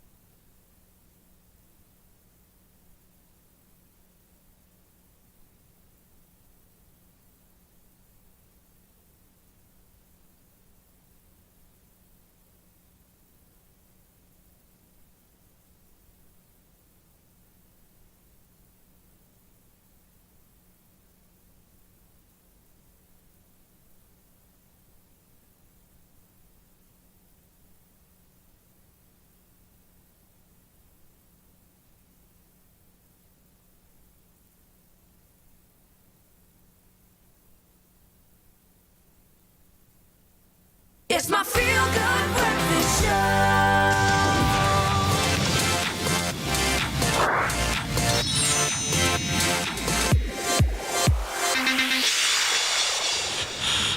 Welcome back. Let's go tech. There is only one word really for the innovative Samsung Galaxy S21 series that has blown minds across the world. That is epic. With an ecosystem of Galaxy innovations, experiences, connected devices that allows you to do more than ever before, more easily, and really is the ultimate flagship smartphone, empowering you to share your world, connect with the things and the people that matter most to you. And our favorite tech guru, Grant Hines, is here, resplendent in pink, to take us through some of his, I feel like so out with my hair. Resplendent? Resplendent. That's a new word. Is that a real word? Yeah. Buddy, this... I'm guessing from the way that you are, like your vibe around this phone, that this could be the best ever. This is the single greatest phone that Samsung has ever made, and I would argue it is the greatest phone that's ever been made. Wow. And I don't say that lightly. No, we know, yeah. So there's technology in here that is just, it's years in development, that's just like superseded all other tech. And the main reason, sorry, I'm actually an extra camera person today, as you can see. I can see. I'm just like filming. You're vision mixing in the process. Yeah, I'm vision mixing, but I'll tell you why. They've got a new processor called the Exynos 2100. This processor allows the phone to do things that previous phones could not do before this processor. It's like a computer. And it's Samsung generated. So yeah, there's obviously 8K video, there's all the things that you'd expect, you know, that 100 times zoom, you can, you know, everything that a flagship Samsung throws in, you can expect it, you're gonna get it. Not only that, it looks incredible. This is the Phantom Black. And it is, I remember when I was at the launch, they went on for 3 minutes telling you how they made this black, and it is totally worth that 3 minutes. It absorbs light. They literally, it is, you've got to walk into a store. Yeah. If you're walking past the store today, or you know, just walk past and have a look at this black. It is deep, and it is amazing. When I first saw it, I was gravitated towards it, like it's like a black hole, you know. You're like, like I say, it sucks in light. It's awesome, buddy. But again, as a content creator, one of the big deals of it, obviously the new processor allows optimum battery saving. It's got like a variable refresh rate, adaptive refresh rate, from 10 hertz on the Ultra to 120 hertz, which is really important, because if you're reading a web page, you don't want it to do 120 hertz. You want to make sure that's sitting on 10 hertz, so you save your battery power. Okay. And then it does something called Director's View. So one of the lot of different new camera features, Director's View allows us to vision mix. Bear in mind, I'm doing this on the phone right now. I'm able to use 4 of the cameras simultaneously, and if you're a vlogger or a content creator, there are different views. So the first view is the director's view, where you can cut between every single one of the lenses. Here's obviously the close-up lens, the telefocal lens, and the ultra-wide lens. So look at this, look at this field. And I can record this as a single video without having to cut it later. Think about that. Oh, really? Yeah. So it starts blowing, and then obviously the other camera is the one on the front, which is incredible. Look at that resplendent. Picks up the resplendent pink. Oh, you like the resplendent pink. The other thing is that it can also then do a split screen view. So right now I'm literally filming in split screen. And you can record this. You can record this in split screen. So if you're if you're a content creator, a professional one that uses your phone, if you are creating TikToks or Instagram Reels, or just want to make very interesting family videos, this is a very nice prank camera too, because you can walk up to somebody and go, hey, what's up, and you can get your reaction and their reaction.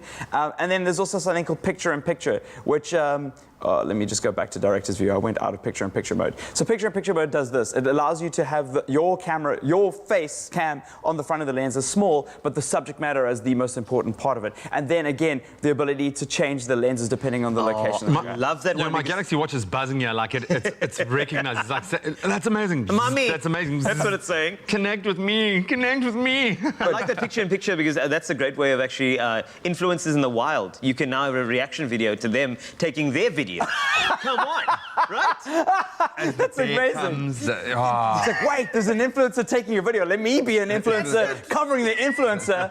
And then this, it is. Who is the influencer then, when the influencer is being influenced by the influencer? And there's just the power of this device is like, I cannot stress it. Because of the AI, it's able to like measure the depth of the subject matter.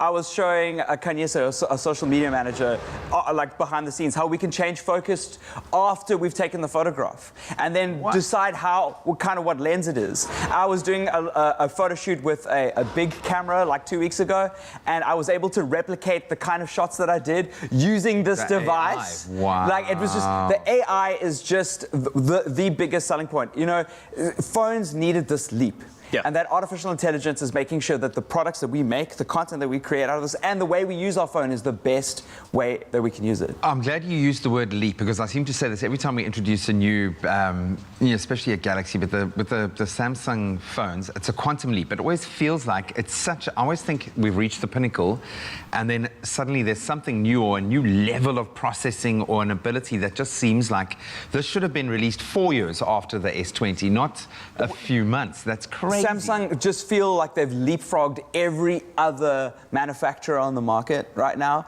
and they've just created something that is useful for us as content creators. It's not just gimmicks, it's stuff that we can use, and that's why I get so excited. I was pacing up and down my apartment when this arrived. And they made you wait for a while to get it as well. And I was trying everything, and it's wild. That's amazing. What else do you love? Well, like, obviously, okay, I can't stress the gaming enough. That 120 hertz refresh rate on the screen is something when you are playing a game like Fortnite. I know Carl's like into his Fortnite. Like, you have a competitive edge because you're seeing frames faster than your opponents are seeing them. That normally comes with a huge battery drain, because like the high refresh rate means that the screen is flicking at twice the speed. Like 60 hertz is like you probably are watching this on a 60 hertz TV at the moment, and because you get that, you are able to respond faster to enemies, like if you're playing opponents online. Which means that you are a better gamer as a result of a higher refresh. You have a competitive advantage. But because of the AI on the chipset, that 120 hertz and that adaptive refresh rate, because it can jump, remember, between 10 and 120 hertz when it's needed, it's then conserving as much battery as possible. So like, it's just, they have thought through everything, and they have created the most powerful mobile device on the market. And like, I can't wait to show you how everything works. So is this what you're going to be using to create your content from now? Of course. All my Instagram, we've been taking photos with it. It's bonkers. I can't wait for this picture though. The Influencers in the Wild videos are going to be lit. You're going to go walk through malls and stuff and find them all over the place. And I think, you know, battery-wise, with all that equipment on board, battery-wise, obviously going to be, you know, it's going to be powerful. Yeah, this is a 5,000 milliamp battery, but again, we with battery technology, we're making incremental improvements. But with AI and what Samsung are doing with AI, they're charging the lead with this because they're able then to make sure that 5,000 milliamps goes a lot further. The phone can adapt. It's about like fuel efficiency. For sure. Think of it as a supercar, and it's fuel efficiency that you need. Well, there we have it. It's the supercar. I used Epic, but you could probably use many superlatives for this particular device. Absolutely amazing. I'm going to say it, pre-order your S21 device now at Samsung online store or Samsung branded stores, and then get this free Galaxy Buds Pro Galaxy Smart Tag if you lose your dog or your car keys ever, and Samsung Care, which is a really good thing to have, at 499 Rand once off. It's worth it. It really is worth it, but you can find all the terms and conditions that do apply on Samsung.com. Go and be inspired. Where is he? He's influencing that gazpacho. He's influencing the gazpacho. Look.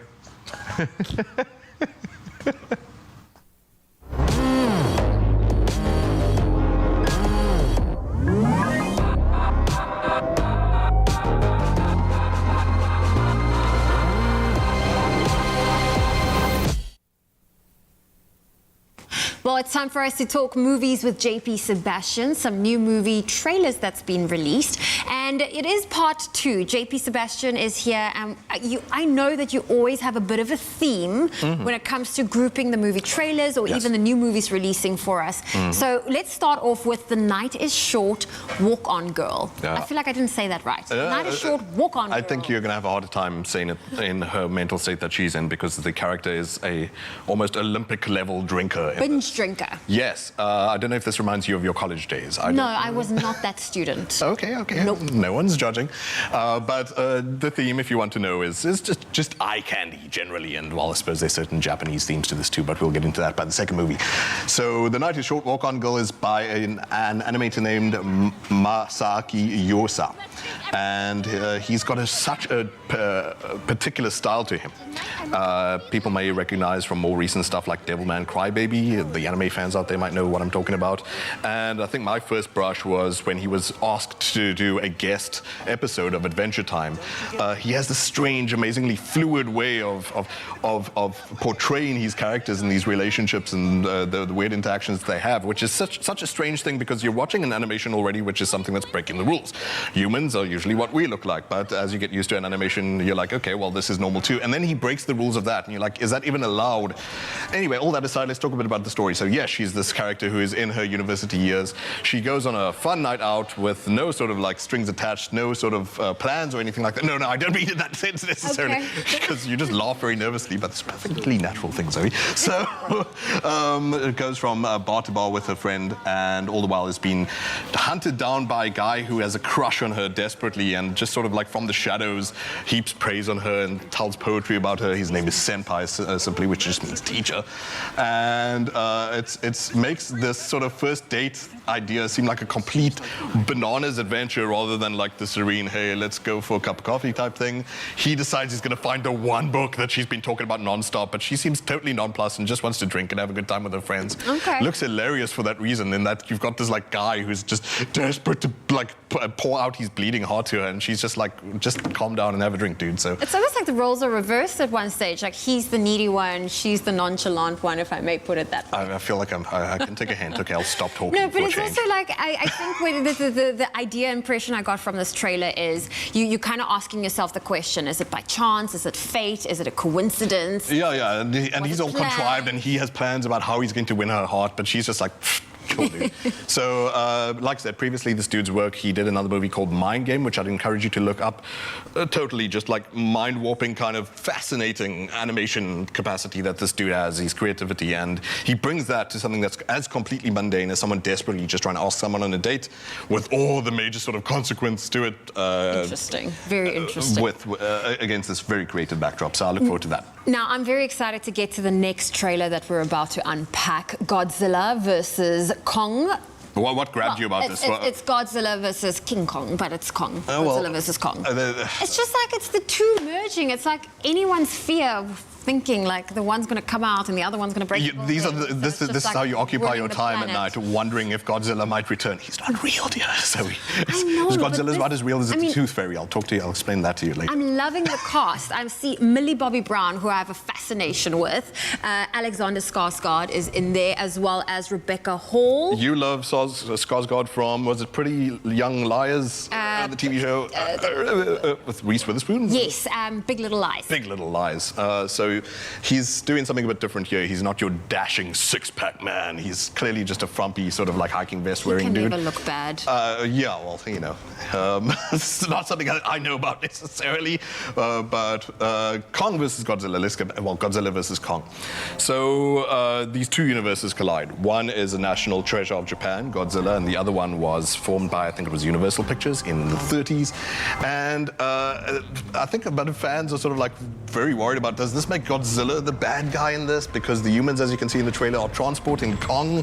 Skarsgård is saying, we need him right now. Like, you know, it's make or break for humanity. Godzilla shows up really angry. I think feels like a jilted ex in a way, because didn't Godzilla help out in the last Godzilla movie? But now they're getting Kong to fight Godzilla, so humans make up your mind. Like, I believe Godzilla like put his head on the block for humanity, and now we just switch to Kong. Like. Well, it's going to be a battle, and I think what's going to be interesting is when this movie comes out is to see who's going to be victorious. I just feel like you shouldn't put them up against each other. You should just like merge the... you can't choose a favorite then. No, you can't. I mean, like, I appreciate Kong's effort, because in the movie where they're on the island, Kong Skull Island, cleverly named, he was 100 foot high, and now suddenly he's 400 foot high, so the director's like trying to reconcile that as well. They're like, well, I don't know, the ape drank protein shakes or something, but Godzilla vs. Kong comes out in South Africa 26th of March, if I got that correct. And like you said, there are a lot of big names to it, but honestly, do we care about the humans involved as a blip movie? Yes, we do. No, sure, of course. Like, there's drama down there too, but they're like the size of a Kong toe. But, you know, I hope that, unlike some of the last movies we've seen, that we just get more sort of like large stadium action between these beasts. That's all we want to see. These things going head to head, and the graphics look good enough. It does look good. I feel that's always the key You've all been point. so good with lockdown. Maybe you deserve this. Let's all be good until the 26th of March, and then maybe we get to see Godzilla vs. Kong. There we go. Well, that was Movies with JP Sebastian this morning. Of course, the latest trailers that has released. So from movie trailers to entertainment on your stage on Expresso, we have two very talented individuals, and you got the opportunity to vote for the song they perform. Before I get there, what's very important is that this guy over here, Wasim, he was going to sleep on the couch if I didn't mention this. I'm going to do this for him. Nusra, happy wedding anniversary. This guy said I should say so. And if you're watching this, he loves you very, very much. Is that correct? Did I get everything? Fantastic. Not sleeping on the couch. He's ready for you. You've been voting for the songs they should perform, and the top voted song, we'll start with that one. But please keep voting. This one is a little mixture of Uptown Funk and All About That Bass. Enjoy. Let's go.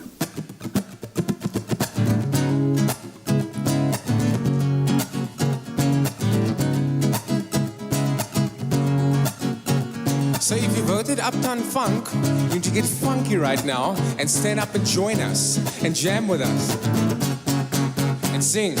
This ain't that ice cold Michelle, fight for that white gold. This one's them hood girls, them good girls, straight masterpiece, styling, wildin', living it up in this city. I got Chucks on my Saint Laurent, gonna kiss myself, I'm so pretty. I'm too hot damn. Call the police and the fireman. I'm too hot damn. Make a dragon wanna retire, man. I'm too hot damn. Say my name, you know who I am. Too hot damn. And I bet about that money. Girls say hallelujah. Girls say hallelujah. Girls say hallelujah. Cause Uptown Funk gon' give it to you. Cause Uptown Funk gon' give it to you. Saturday night we in the spot. Don't believe me, just watch, no.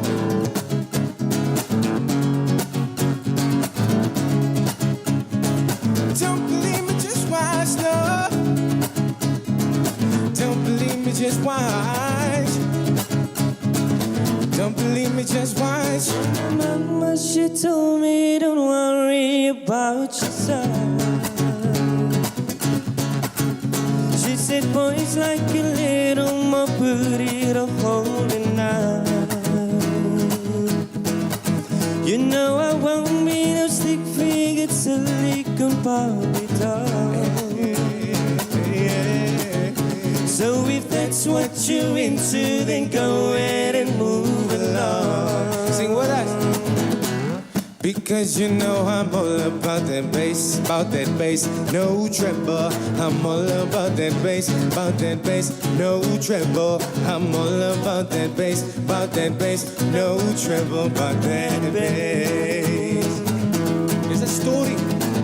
You know it's pretty clear, I ain't no size 2, but I'ma shake it like I'm supposed to do. Cause I got that good that all the girls chasing. All the right junk in all the right places. You see the magazines working at Photoshop. You know that this ain't real, come on and make it stop. Oh. Every inch of you is perfect from the bottom to the top. Yeah, my mama, she told me don't worry about your size. She said, boys like a little more booty to hold tonight. You know I won't be no stick-fingered silicone Barbie doll. That's what you into, then go ahead and move along. One more time. Yeah, my mama, she told me don't worry about your size. She said, boys like a little more booty to hold tonight.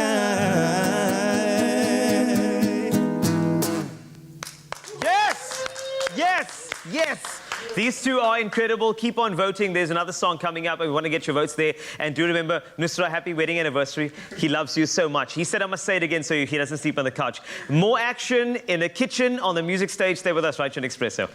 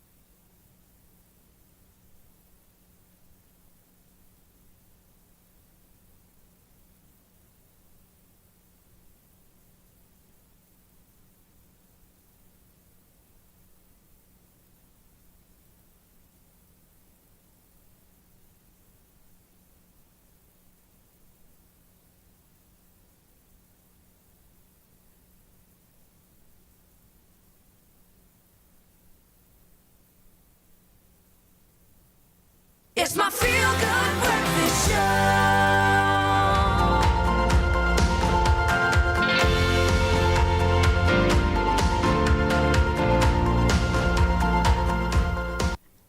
Welcome back to your Feel Good Breakfast show, Expresso, here on SABC3. We are in one of my favorite places, and that is the kitchen. Not because I am going to be preparing something to eat, but someone else that I trust with my entire life. Wow. And my stomach is going to be preparing something really delicious and scrumptious. I'm talking about our next recipe, the tomato and flavor burst nectarine salad, which is basically summer on a plate. I'm going to pause there because these flavor burst nectarines are up there with the flavor burst blueberries, Chef Clem. They are divine. special. They are so, so special. It is a take on the Italian classic Capri salad, continuing on our travels, and it utilizes sweet and tangy flavor-based nectarines to form the perfect salad for warm summer days. But wait, there is more, okay? Chef Clem over here is also making a watermelon and lime agua fresca. Agua fresca. What's agua fresca? Well, it's a combination of fresh seasonal fruit, and isn't it, don't come after me, I think it's a Cuban thing. Agua fresca Cuban thing, where they just blend up fresh fruit, add a little bit of a little sparkling something on there, and it's like it's sold on the side of the streets. And think about it, that's like the best way to like get the most epic like seasonality right there. You're not doing too much to it, you're blending it up, a little bit of sparkling something, and you're happy. So we're doing that today, but yes, these flavor-burst nectarines. This is the white flesh one. I'm also going to use the yellow flesh. Okay. They are so like, it's this one went to private school. Yeah. It went to NASA, went to the moon, traveled the whole world, came back. This is special. It's very cultured. I love speaks it. all languages, all 11 official languages. It's amazing. It really is amazing. And we're not exaggerating or trying to sell you this nectarine. It literally is. As soon as you bite into it, it's so fresh, and the water, delicious. the flavors burst in your mouth. But we are selling it. Basically, you buy one, we give you 5 for free. Yes. We just do that. We just do that. I mean, but do you know why it's so good? Why? We are so lucky in South Africa because our African sun helps fruit ripen to like a different level. The sweetness comes through, the flavor comes through, the textures come through. Yeah. It's Mother Nature doing her most, and that's what South African sun does. Are these locally produced? Yes, and it's not even that. It's farms that are so nearby. Are you like literally, you serious? scream now, the farmer shouts back. It's so close. And this is what I love about our country is we are able to eat through the seasons and be happy through winter, spring, autumn, like all the seasons. We just enjoy it all because our food is so amazing. So we're going to enhance that today. We had an amazing combination a little earlier. We haven't even cooked. I was talking so much. So we're going to do a tomato and nectarine salad, which sounds strange, but tomato is a fruit. Okay, so now you are literally setting it in stone that tomato is a fruit. It's a fruit. In the dictionary? It's done. It's not even a dictionary. It's in encyclopedias. It's on really? Google. For me, it's always been a veg. I've heard the argument that it's a fruit. It's a fruit. I'm telling you. How do you explain it then? Because we cook with it. Why does it not have a fruity taste? Avocado is a fruit. I mean, I get that. Okay? I get it's like that. all these things. It's like it's amazing. But yeah, it's a fruit. It's a fruit. Wow. So have fun with it. Basically, we're making is a very fancy fruit salad. Okay, so tomato goes in, and I'm being a bit different with the tomatoes. Like when you get at home, if you do that tomato, cucumber, lettuce salad. What's wrong? It's okay, but you can do better. Okay. So have fun with your salads at home. Like play with textures. That's fair. That's a fair point because it's very easy for us to say, I'm having a salad, and then we just resort back to lettuce, cucumber, avo, and tomato. Yeah, exactly. Just have fun. Have fun. It's the best way to capture the season. Eat fresh, eat seasonal. Okay, cool. So tomato goes in, and also like tomato, just be funky with the way you slice things up, create textures. And tomatoes are full of textures, full of flavors. This exotic tomato collection is my absolute favorite. Go crazy with it. These little guys over here, I mean. Look at me. You're matching. You're matching. Literally, just play around with it. One thing I should say though, just if they like tomatoes are quite juicy, so maybe do cut them into like sections. You know that when someone bites into it, it's not going to go. Yeah. Which is why I slice them. I don't like serving them whole because then they don't take on the marinade. Number one, and number two, when you bite, it's going to splash everywhere. And I actually really like the tomato juices when they seep out and they're absorbed by the other flavors. It becomes part of the sauce. Part of the sauce. Now those colorful tomatoes, please explain them to me. The exotic tomatoes are amazing, and it's not just they look different, they actually taste different as well. What so is the green difference? one's got a little more of a citrusy, acidic note to it, and this is really, really great, the way it absorbs flavor so well. And then these little guys are super sweet. They look like tiny little pears, and that sweetness comes through, and we love our cherry tomatoes. They've got this nice, intense tomatoey flavor. These are really great at making tomato sauces. So what Woolies have done is they've taken the best of everything, put them in one box, and you can totally make it your own. And they're giving you variety and options to choose from. Yes. For me, it's always been red tomatoes. I've never seen exotic tomatoes. Okay. No, it's all of it. Look here, I'm gonna give this to you. Okay. We've all sanitized. Smell that. Smell it, smell it, smell it. I mean, that's the thing for me. Like, tomatoes are supposed to smell like tomatoes, right? They do. It's supposed to take you to a place when you smell them. That's what tomatoes are supposed to be like. If you smell a tomato, it smells like nothing. No, tomatoes smell like tomatoes. And this speaks into how fresh the produce at Woolies is. Absolutely. What you buy, it's as if you literally just picked it out from a plant. Exactly. Yeah. It's so good. Okay, nectarines. We're going to use the yellow flesh one. Should I just show you quickly how I just took the pip out? The stone out? Yes. It's super, super easy. So what you're going to do, let's use this guy over here. So I can either go from the top to the bottom. I like going side to side. Side to side, why? I think for everyone, including myself, we go top to bottom. I do things differently. Okay. And then, no, you know why? Because it makes it easier for when you grip it, you twist it, and then all that happens is, ooh, this is a bad one. Okay, this one, it's me. I use my super strength. Yes, you did. Literally, and you just twist it, and then it comes right out. Just like that. That's all you got to do. And then, keep it nice and chunky again. A little bit of tomato. You want to jump in and do the agua fresca for me? Sure, no problem. I've got some watermelon from the snack pots, and all I've done is I've just frozen them, and that's great because we're going to... No ice. No ice, because we've already frozen our watermelon. Yeah, Okay. and we know that ice dilutes the flavor. Because it's water, ultimately. Because it's water. So what I want you to do now, while it's frozen, pop it in our NutriBullet for me. Okay. Add a little bit of water just to help the process of like... You know what I do? I just pop... Oh, you got it. You got it. Okay. That's amazing. There we go.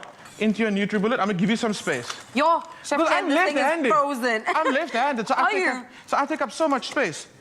And then a little bit of water. Okay, I'm doing it all. Then I tell you what, let's swap places. Will you do salt and pepper on there for me? A little bit of olive oil? No problem. Okay, come around. This side. The watermelon goes in, the water goes in, and a little bit of lime. And I'm going to add more water because I really want to give it a good, like, blitz. Yeah. Okay, that goes on there. Okay, just a little bit of salt. So another tip when you're making salads is to always dress your salad just before you serve them to your guests. Don't dress it before the time, because then all those juices are right at the bottom. Do it nice and fresh. Get that nice hit of olive oil before serving. Okay?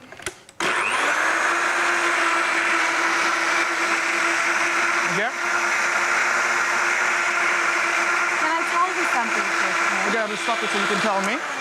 Oh, no, it's actually really not that important, but I really don't enjoy watermelon, but I enjoy watermelon-flavored things. Okay. Yeah. So do you want to try that one over there? Yes, please. What I've done is I've blended up with watermelon and a little bit of water, lime juice. Then I've used my favorite flavored sparkling water. This is the strawberry and mint to top it up. Okay, give it a try. Is it good? It's everything I love in a watermelon flavored something. It tastes good. like watermelon. It's really refreshing. The lime also does something in terms of enhancing the flavor and the taste. And as you've mentioned, the water dilutes the flavor, but this Not at all. And in true Clem form, I've made a nice mess, which means the meal's going to be good. If you haven't done this, it's not going to be the way. It's good, right? This is summer. Very delicious. On a platter. It's so delicious. Fresh basil, that's the one that we actually bought. We bought the two potted herbs. Look how basil's growing. We literally give it water once a week. Look at that. She's so beautiful. She's all grown up. And then we pick it up and we just put it down and she just keeps on growing. I feel like a farmer. You are a superstar in the kitchen, Chef Clem. Thank you so much for elevating our kitchen skills. Okay, make sure to head on over to www.woolworths.co.za to get your hands on the ingredients list and also how to achieve the summer on a plate and in a glass.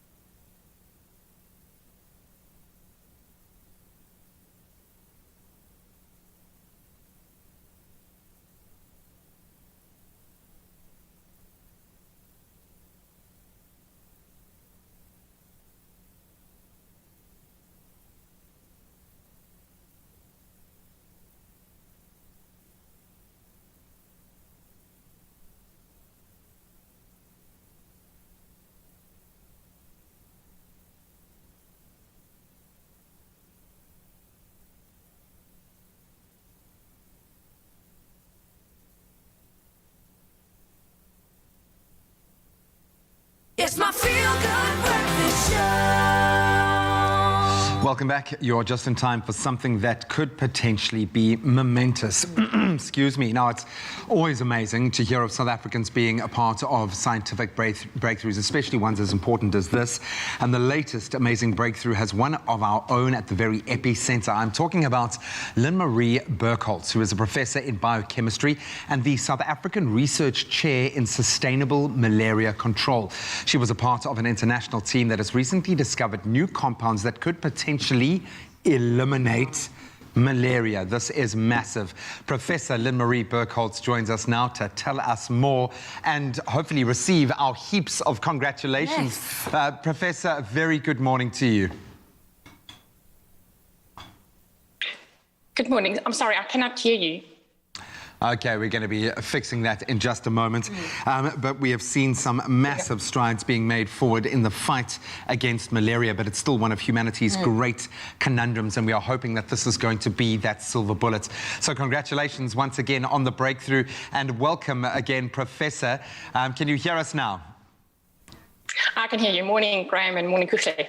Great to connect with you. We've got to ask first off, why is this discovery so important? How could it potentially change how you are currently treating malaria?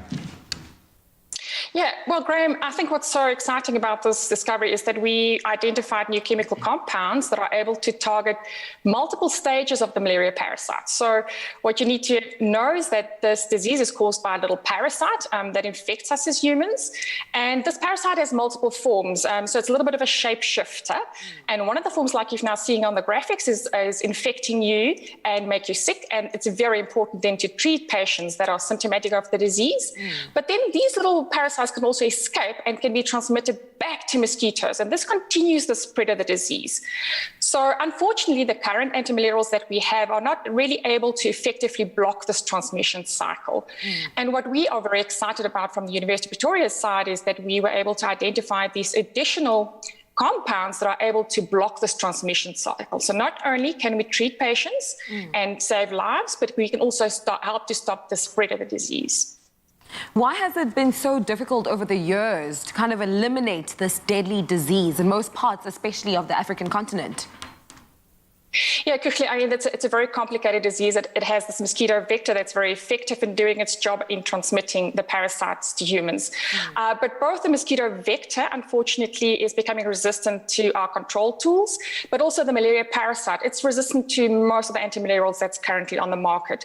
So we have to continuously find new compounds that can potentially be developed in future as new antimalarials. And that's a complicated process to do. It sounds like a massive step forward in breaking that cycle of reinfection in itself. I understand this was an international effort. How long have you been working on this project, building towards this discovery? Yeah, Graham, international partners, but I have to say also excellent scientists from South Africa. We have a very good consortium between the University of Pretoria, WITS, the CSR, and then the Drug Discovery and Development team at UCT. And UCT particularly have been working on antimalarial drug discovery for about 10, 11 years now, and we got involved about 5 years ago to develop new technologies to look for these compounds that are able to block transmission as well. So it took us about 3 years to develop the technology in South Africa, and this particular project that led to this paper took about 2 years to complete. And Professor, what else needs to be done now? What new developments need to be discovered in order to say that a cure for malaria has been officially found? Yeah, so definitely we have to be very careful. We cannot claim we have a cure for malaria. We've got new tools that can potentially develop in future. What we now have is something that shows us in an artificial system in the lab that we can block this transmission of the parasite between humans and mosquitoes. But that's the tip of the iceberg. There's a huge amount of work that still needs to be done to develop these compounds further as potential drug candidates. And then only we have to prove that it's effective and safe for use in humans. So a lot of work, a number of years of work that still needs to be done.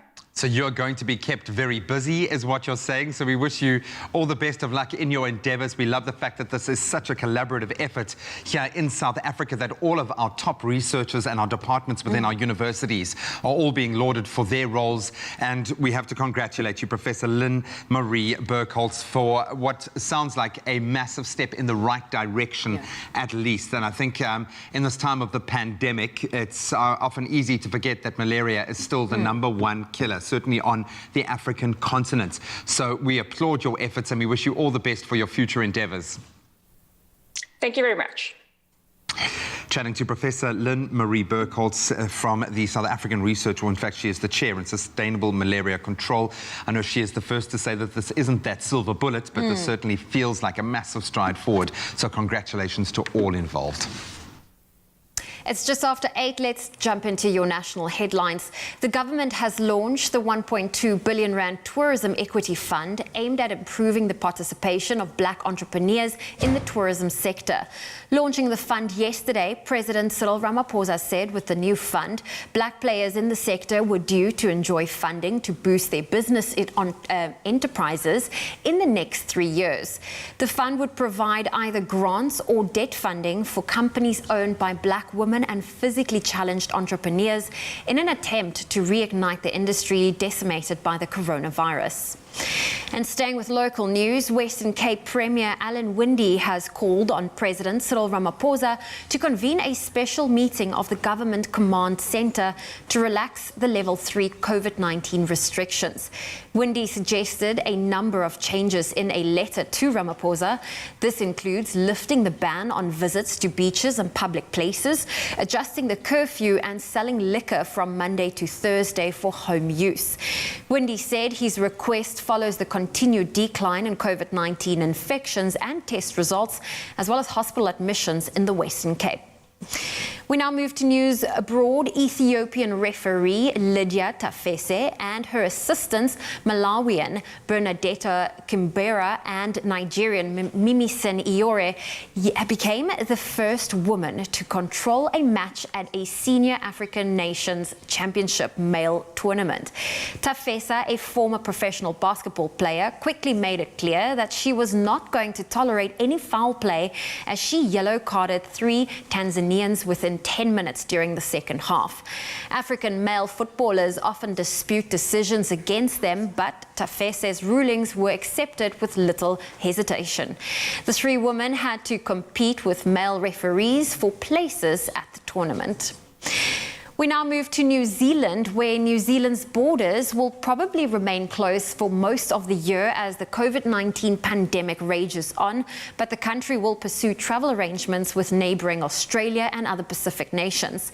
Prime Minister Jacinda Ardern yesterday said this was necessary considering the risks in the world and the uncertainty of the global rollout of vaccines.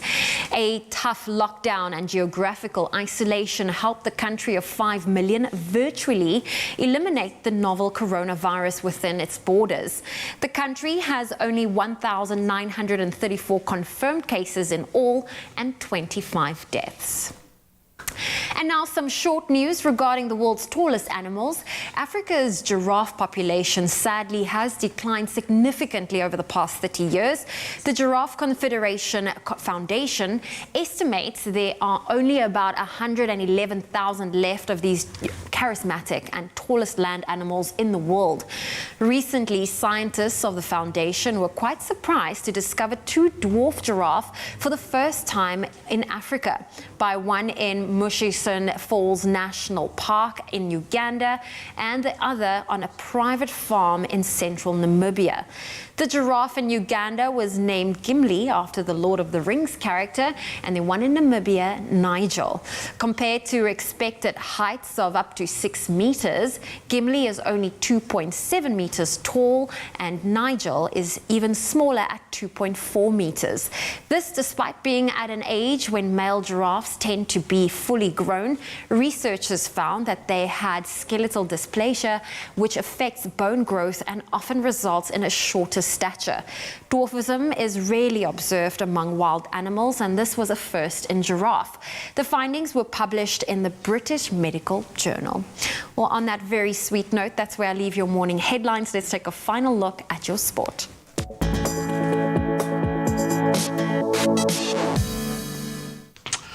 Let's start with the action that went down yesterday, and plenty of that. The test series between Pakistan and South Africa got off to a thrilling start with 14 wickets falling on the opening day at the National Stadium. This is only the second time in history this has happened in a test match in Karachi.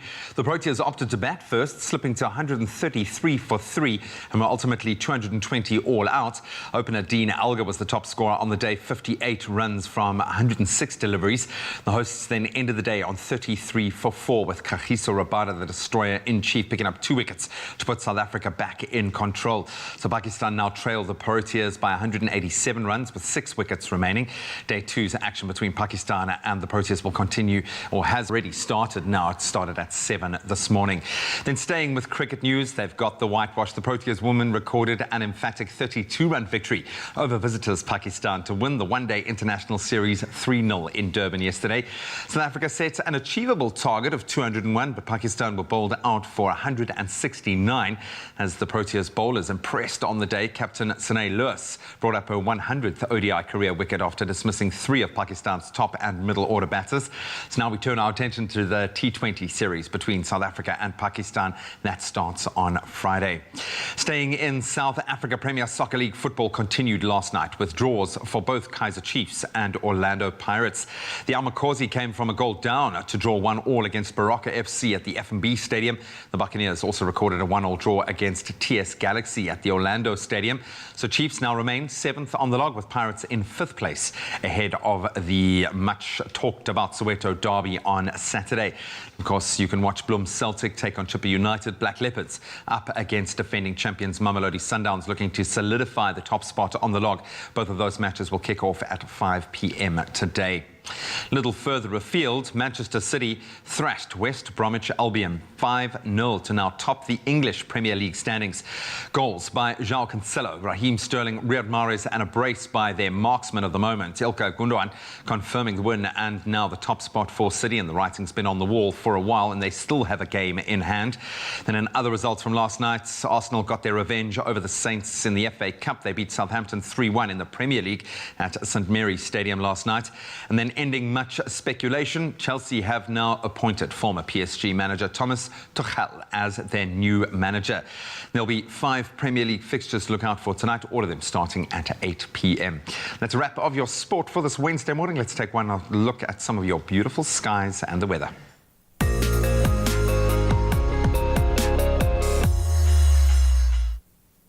Well, we are rounding up your weather report today by recapping your sunrise images. Starting off with at least in East London, where Gary Orcamp sent us this stunning silhouetted photo. Sandra February from Cape Town sent through this blue and yellow skyline. Keegan Beavis showed us the beautiful cloud patterns stretching across the sky in KZN. And lastly, Sue Ruiz from Benoni was showing off this beautiful blue and pink photo. Now, if you too would like to be part of our sunrise segment, head on over to the Expresso Facebook page to post a sunrise photo from your part of the world. A quick update regarding Tropical Storm Eloise. The Department of Water and Sanitation has warned residents in those provinces which have been and still likely are to be affected by the Tropical Storm Eloise to stay away from rivers and dams to avoid being swept away by strong currents. The department said that currently the 3 provinces of Mpumalanga, Limpopo and KwaZulu-Natal are experiencing heavy rains after Eloise moved in from Mozambique over the weekend. Motorists are also warned not to try and cross flooded bridges and crossings. Most dams in the affected provinces are reported to be flowing heavily, and personnel have been on standby for any eventuality. The Vaal Dam is currently 75% full. The Gerib Dam is spilling over at 103%, and the Bloemhof Dam has reached a capacity of 109%. Well, let's quickly look at your weather one last time. If you're in Polokwane, a low of 20, a high of 26. Mbombela reaching a high of 31. Pretoria 16, 26. Johannesburg 16 with a high of 25. Mahikeng, some thunder showers can be expected with a high of 27. Klerksdorp 20 reaching a high of 27. Kimberley 17, 23. Bloemfontein 16 with a high of 21. If you're in Richards Bay, 22 is your low, 29 your high. Pietermaritzburg 17, 26. Durban 21 with a high of 29. Mthatha 16 reaching a high of 21. East London 18 with a high of 22, and rain is expected for most of today. Cradock thunder showers can be expected with a high of 23. If you're in Port Elizabeth, 18 with a high of 23. George 14, 22. In the Mother City, partly cloudy conditions with a high of 23. Worcester 10, 29. Sutherland 7, 26. And in Uppington, expect some partly cloudy conditions with a low of 20 and a high of 35 degrees Celsius. Well, that's where we leave your weather on your Feel Good Breakfast Show. All right, so you know that birthdays are very, very important. And the thing is, what we've done recently is that we've added a bit of an incentive for you showing us your skills in the dance moves with birthdays. Yes, of course. So now remember that we wish your birthdays on Fridays, and this time we need you to send in your birthday videos doing your birthday dance for us on our WhatsApp line. And the number is 071-640-6551. Can you just show us a little bit of an example of what a birthday dance is? So what age do you want me to dance in on my chair here? Just think about age. Give me an age. 22. 22. Selfie. Hey, TikTok. Selfie. 35. 35. Just got a finance job. 48. 48. Yes. Yeah. I can still do it, don't worry. Yeah. Now remember that you stand a chance to win a 500 Rand.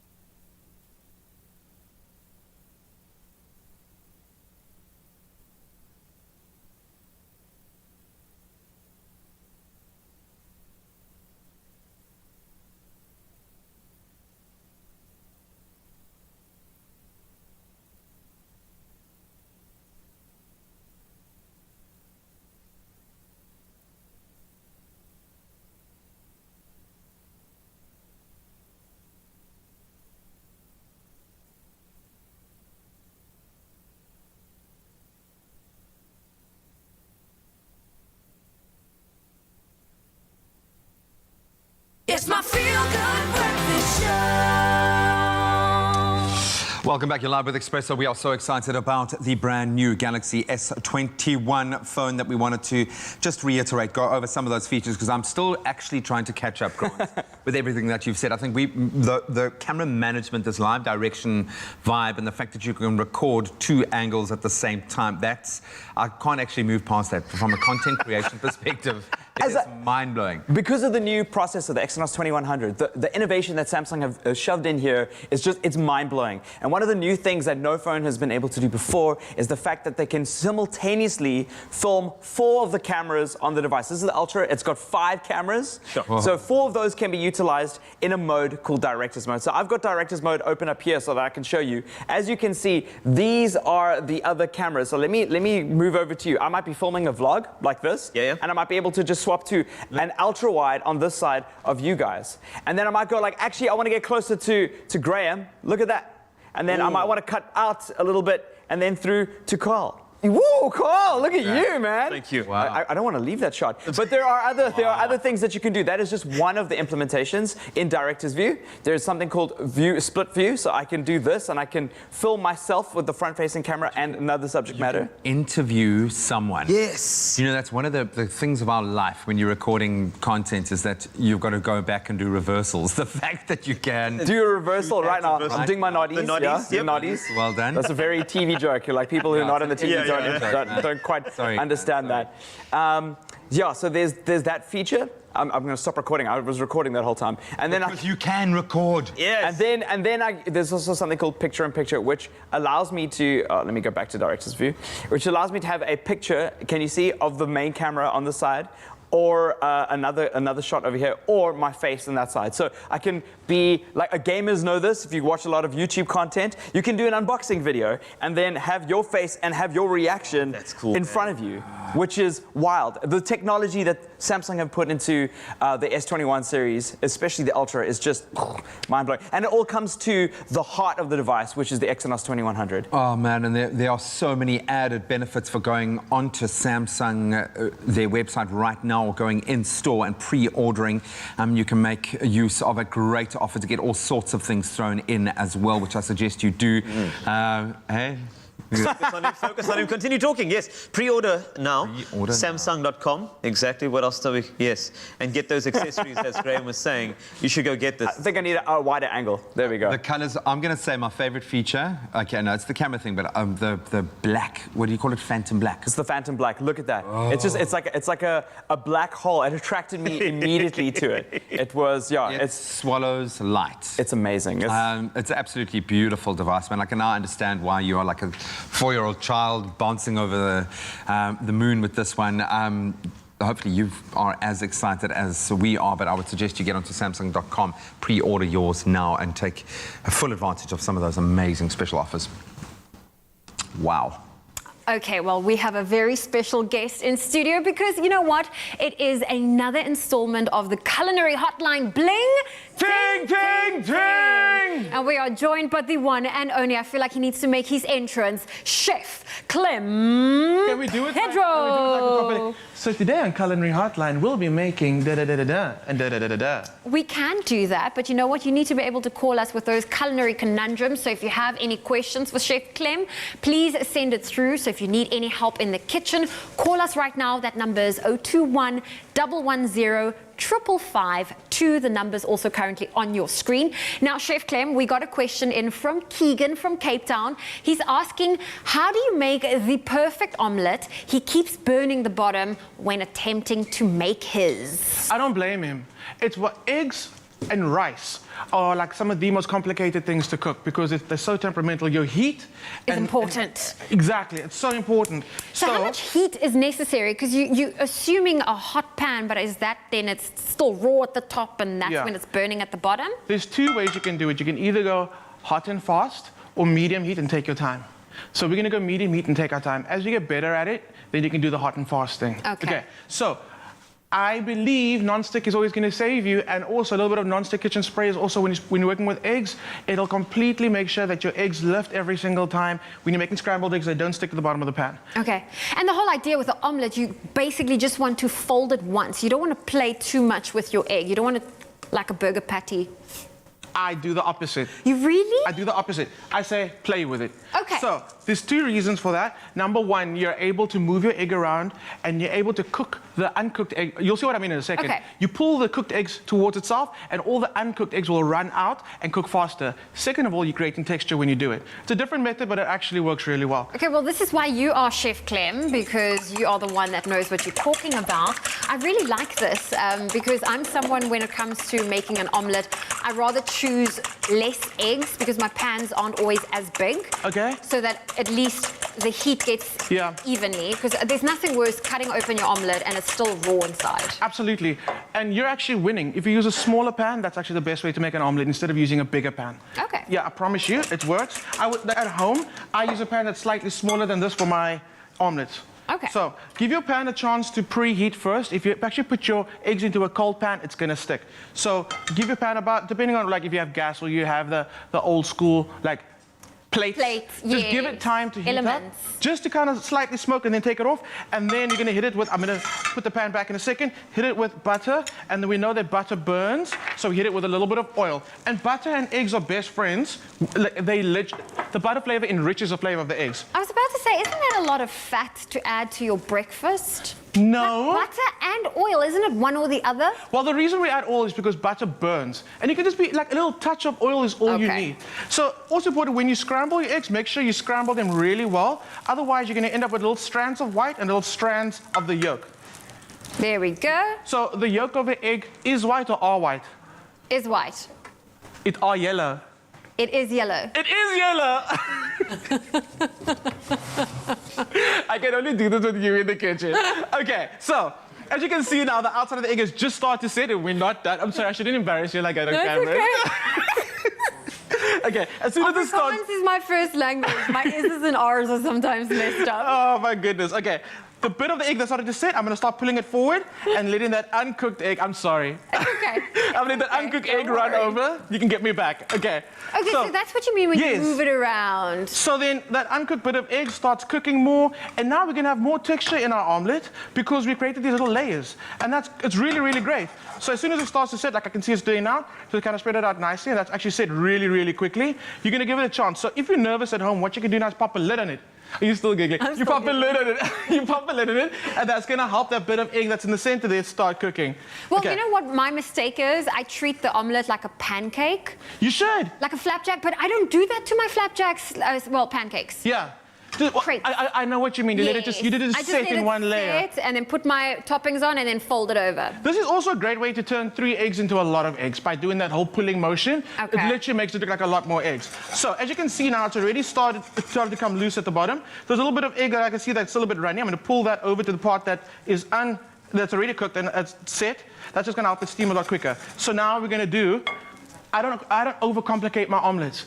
If you're gonna add mushrooms and peppers to your omelets, and you really want to get the flavor to come through without your omelet leaking water, yes, you cook off your onions and your peppers first. Okay. Okay. So I keep it very simple. Chives. Some chives. And then I pick a good cheese, like a nice mature cheddar, Gruyere cheese. This is a nice mature cheddar. And you're very generous with your cheese, right? You know what? It is really, if you're gonna do breakfast and if you're not gonna overcomplicate it, focus on the ingredients that you are gonna use and do it really, really, really well. Okay. So what do you wanna do? Do you wanna do the traditional one fold over? Or do you wanna do the 2 folds? Let's do the 2 folds because I only know the 1 fold. For the 2 fold, all you're gonna do is, you see it's nice and loose, I'm not fighting with anything. It's gonna go over once, and then move it over. You're gonna take it over again. See, that's pressure. Oh my gosh. Okay, Keegan, thank you so much for your question because Chef Clem just whipped out the perfect omelette.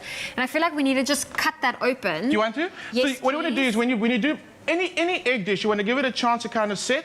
And also, by leaving it for a few seconds, you allow that cheese to melt. You can see that cheese pull? Look at that. Yeah, yes. and that's literally what happens when you give it for a few seconds. And your egg's not going to go cold. No. It's quite hot. And also, when you're folding your egg over, you're going to trap that heat inside. That's how quick it is. What you can also do, I did it a little hotter now just for TV.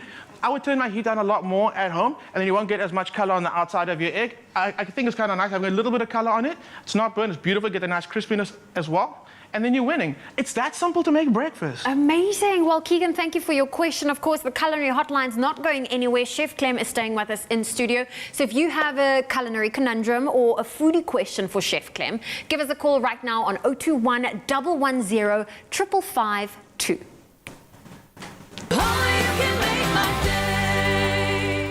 Looking for fantastic health and weight loss benefits without a lifestyle change or being on a diet? Well, Shapeline 50 Billion from Proven Probiotics is the first ever probiotic to offer scientifically proven weight loss, while at the same time boosting immune and digestive health. That's why we think Shapeline 50 Billion may well be the world's most effective probiotic. Available at Dis-Chem and Clicks.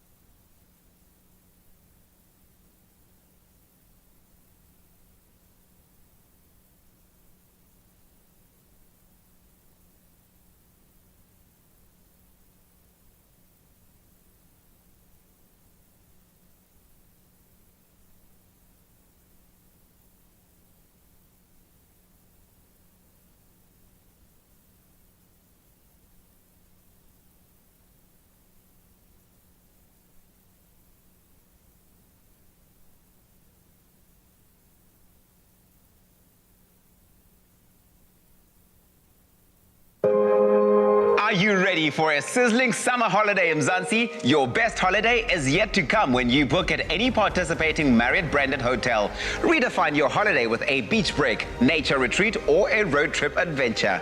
With the Marriott Summer Holiday offer, you can enjoy 25% off standard hotel rates, including free breakfast if you're a Marriott Bonvoy member and 15% if you're a non-Bonvoy member. Book on Marriott.com for the best rates guaranteed. It's my feel-good breakfast show. Welcome back to your feel-good breakfast show, Expresso, here on SABC3. If you're Kalufika, well, you are just in time to talk all things decor, okay?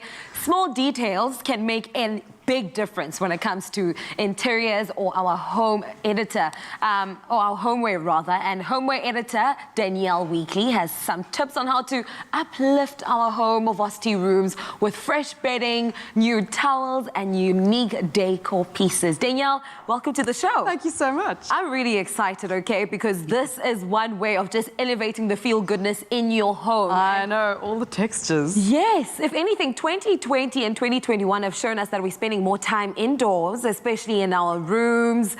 Talk to me about what we are looking at right now. So what I love about 2021 is that we've now fully embraced the fact that we're staying indoors. Yes. So we're making small changes to our spaces, whether that's a varsity dorm room or a home overhaul. But it can also be done pretty simply with beautiful linens and cushions and small decor items. And I think that's what's really important about kind of knowing that you don't have to spend a fortune. Yes. That you can do things like this. And what I love about linens, particularly right now, is the fact that all the throws are starting to come through for like the later seasons. Like these. Yes. I love the geometric prints that are coming through for home decor. They're beautiful yellows and reds and greys, which are so easy to kind of pull into a lounge kind of decor or a more masculine setup. It doesn't have to be like that very pretty kind of stuff if that's really not what you're into. And I think that kind of offsetting a bit of pretty, and I did bring some of the pistachio greens and pastels and things that we're starting to see through.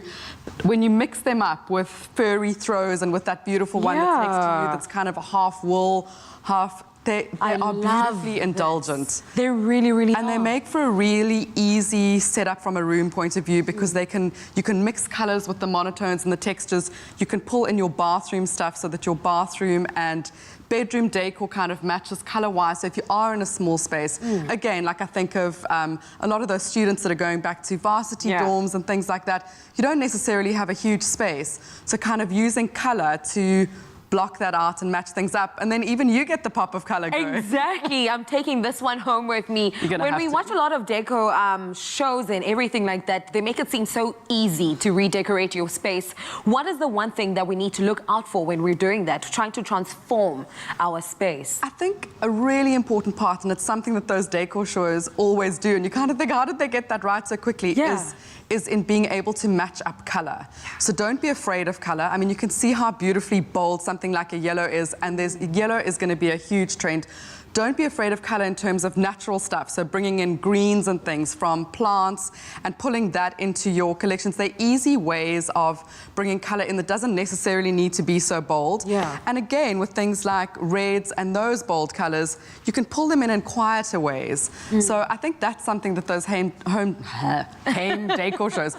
decor shows really kind of get right. And you'll see a lot of those pops of color coming through in decor this year. You touched on varsity students going back to school, some are doing home learning, and we kind of need the space to be conducive for learning and to do other activities as well. So what are your top tips for varsity students going back to school, varsity dorms? I think the hardest part of trying to get that all right is finding a quiet space for online learning. So I think it's really important to find a little desk space, good lighting, which is often difficult in a small space because you want the bright light for something when you're studying. So to get a great desk lamp, I think that's a really important part of a setup. Great desk lamp, something where you can watch time, something that's got storage so you can stash all your things if it's something that can pop under a desk, and having that space facing a wall so that you're not distracted by what's going on behind you if you are in a shared space or there are other people working with you and you can really focus. So the feng shui of your space also totally counts. Don't try and study in the bath.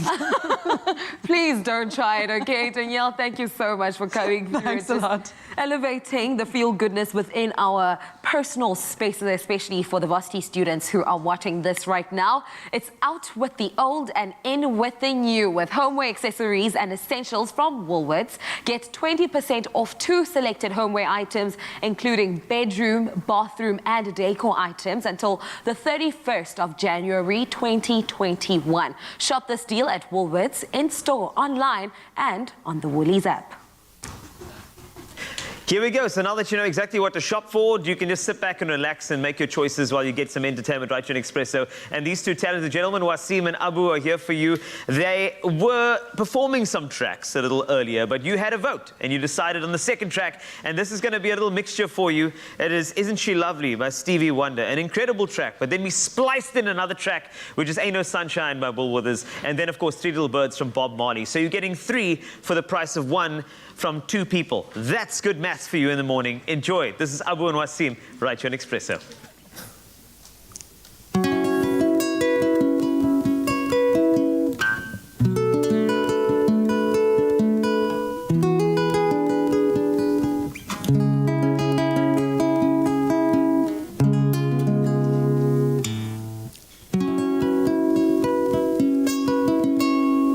Isn't she lovely?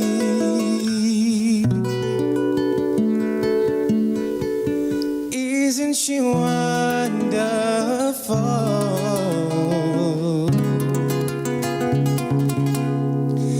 Isn't she precious?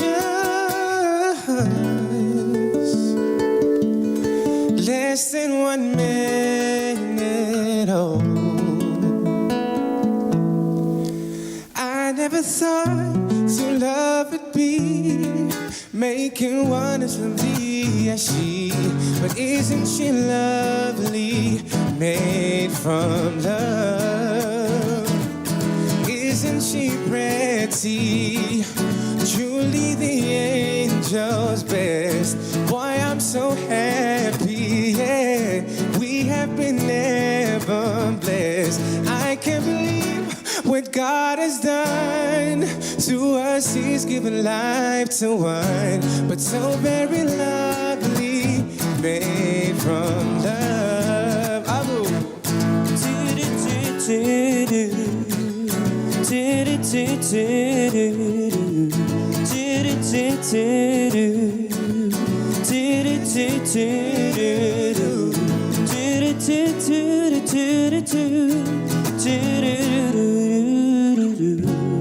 Isn't she lovely, made from love? Singing, don't worry about a thing. Whoa, 'cause every little thing is gonna be alright.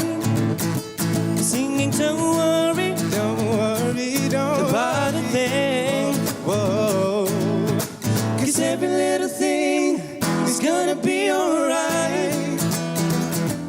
I rised up this morning, smile with the rising sun. Sweet little birds beach by my doorstep, singing sweet songs, a melody's pure and true, singing, this is my message to you. Singing, don't worry about a thing. 'Cause every little thing is gonna be alright. Singing, don't worry about a thing. 'Cause every little thing is gonna be alright. Ain't no sunshine when she's gone. It's not warm when she's away. Ain't no sunshine when she's gone, and she's always gone too long. Anytime she goes away, wonder this time where she's gone. Wondering if she's gone to stay. Ain't no sunshine when she's gone, and she's always gone too long. Anytime she goes away, I know, I know, I know, I know, I know, I know, I know, I know, I know, I know, I know, I know, I know, I know. Yeah, we know. Okay, go ahead. Ain't no sunshine when she's gone, and she's always gone too long. Anytime she goes away, yeah.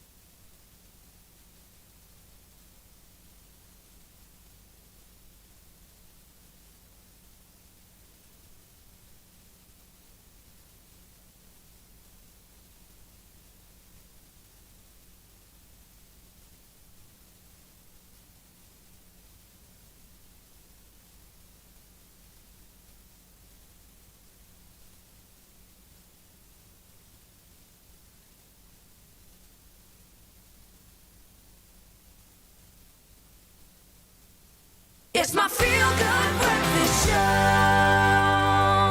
Welcome back to your Feel Good Breakfast Show. And if you've just tuned in, you are just in time for the culinary hotline bling. Ting, ting, ting. That's right. Now we are joined by Chef Clem, who is our foodie, and he is here to help you out with any of your culinary conundrums. So if you have a question, please call us on 021 110 555. Now, Chef Clem, we've been... our okay. first phone call. Okay. This is Zoe speaking. Hello. Hi, this is the culinary hotline. Hi, how are you? Hey, I'm good. Is this Ryan? Yes, it is. Oh, Ryan, what is your question for Chef Clem? So my question for Chef Clem is, I want to do sago pudding, but sago pudding you've got to put that white egg stuff on top, and I can't bear the smell of egg. Okay. What can I replace it with? Okay, so what is an alternative? Thank you, Ryan, for your call. I'm going to hang up here because I'm sure he's watching us. He's watching. Now. So what can Ryan do to replace egg if he's making a sago pudding? A sago pudding. A sago. Okay. So I understand that. I'm going to give you two tips. So the first one is, in general, if you don't like the flavor of egg and it smells eggy for you, if you add a pinch of turmeric to your egg, scrambled egg, if you're making, like if you're going to use it in sago pudding, it actually takes away that egginess. If you're not going to use egg inside a sago pudding. I'm gonna test this out. But in a recipe, you can substitute, like a cake, or if you're doing cupcakes, you can substitute apple sauce instead of eggs. I'm gonna test it out with sago. I don't want you to flop your sago, but I'm gonna test that out. Okay. Essentially, what the egg does is it binds the sago pudding. So you could create a corn flour slurry as well and try to pull it together. The texture is gonna be slightly off, different, because it's a custard. Ryan, I'm going to work on that. I'm going to get back to you. That's actually a very good question. Okay. So essentially, we're going to try and create a vegan sago pudding. Okay. That's a recipe I'm going to try and work out for you. But definitely, next time you do scrambled eggs, a little bit of turmeric in it, it's going to take that egginess away. And I know a lot of people are sensitive to eggs, so thank you, Chef Clem. Now, what are we moving on to? Right, so we got a question, and I'm forgetting the person's name now. Okay, let me look. I've got all the questions here in front of me. This is one from Nombulelo that says, morning family, I haven't been cooking much this past December, so now I want to cook, but I normally use crushed garlic. The problem is the expiration date was on the 5th of December. Can I still use it? It has been in the fridge and it looks fine, but I'm not sure. I am guilty of using things past its expiration date. So crushed garlic, first of all, check the ingredient list on your crushed garlic. If you're buying it from Woolworths, it's just garlic. Some other brands be sneaky and they use turnips with garlic extract. Okay. If you're using crushed garlic, it oxidizes quite quickly. If you ever notice that when you chop garlic and you leave it out for a little bit, maybe changes color slightly, or the aroma fills your room, it oxidizes very quickly. So crushed garlic, if it says it's expiration date, perfect. Don't use it. Don't use it. However, if you get crushed garlic and you freeze it, which is what I like doing, you can keep it for forever. Forever, ever. Okay, we got a question from Eric. Now, he's the one that asked on Facebook, I'm a fan of flatbread, but the problem is that I can't make it. Every time I try, it ends up being a disaster. So let's help Eric out. 3 ingredients: self-raising flour, yogurt, salt. Done. For flatbread? For flatbread. And I started mixing it already. So all you're gonna do is you take your yogurt, and I like using, don't use flavored yogurt. Don't use strawberry or Cape fruit. Use plain yogurt and use self-raising flour, and the reaction between the yogurt and the self-raising flour creates a bit of a puff and gives you that rise.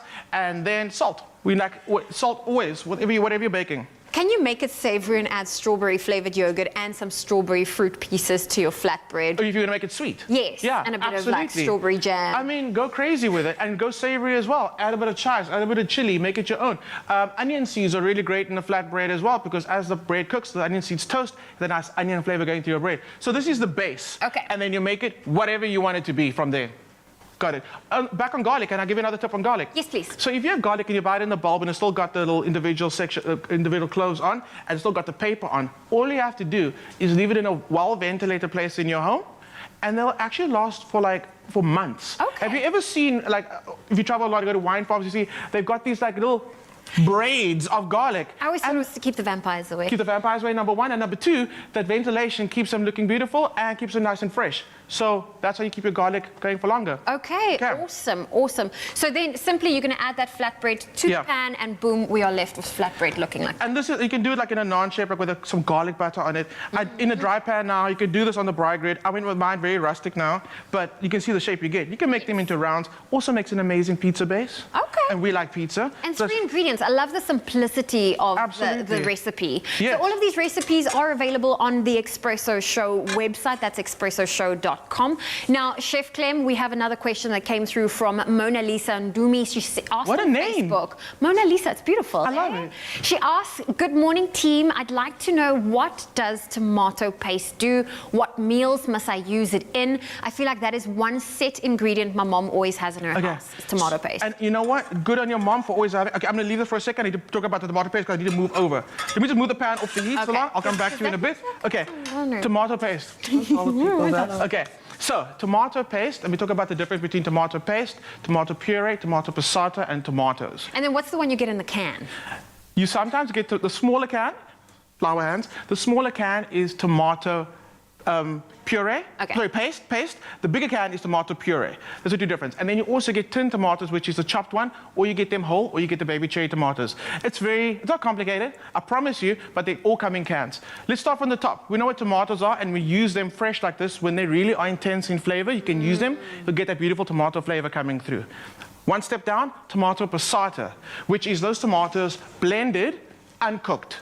uncooked tomato sauce. Then you get tomato puree, which is tomato passata, which has been cooked, so a lot of the moisture come out, so it's intensified in flavor. Okay. Then you get tomato paste, which I believe everyone should have in their home. That's a concentration of tomato. Most of the moisture is gone, and it gives us umami. Ooh, it gives you a good flavor. It adds aroma and intensity to your dishes. So if you make a stew and you really want to make it nice and hearty, use tomato paste. Quick tip, if you're doing any tomato-based dish, it's always going to taste better tomorrow. Oh, yes. I always love it when my mom makes the tomato stew. It always tastes better the next day. Yes, absolutely. Oh, well, Chef Clem, thank you so much for joining us on the Culinary Hotline. Bling!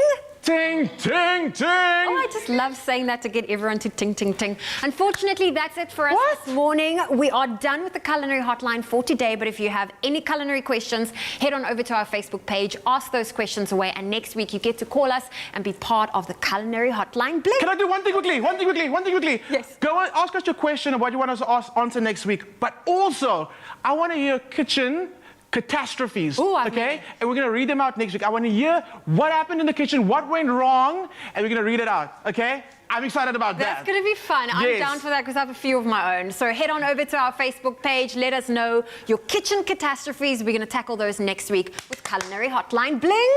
Ding, ding, ding! Oh, you can make my day.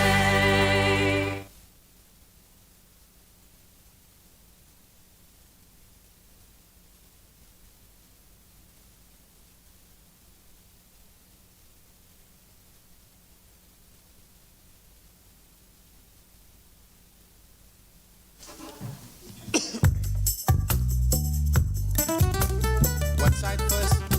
Left, right?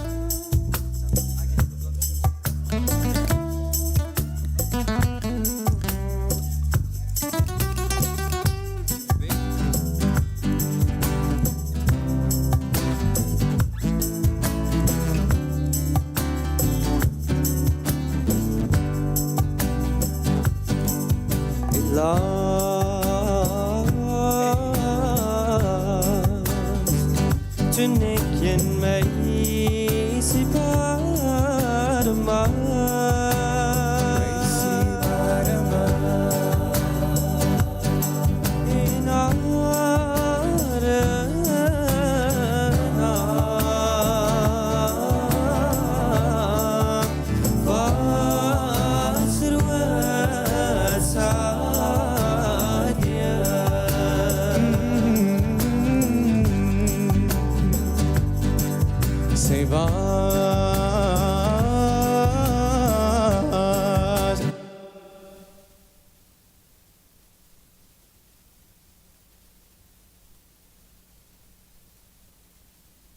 It's my feel-good breakfast show.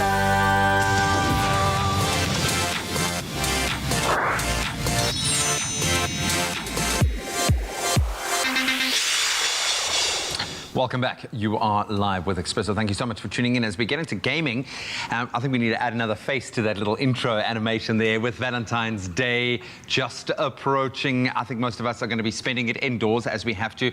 And you may be considering a game night for a date idea, which could be really, really cool. Grant Hines and Amber Barnard now join us to talk about games that couples can enjoy together.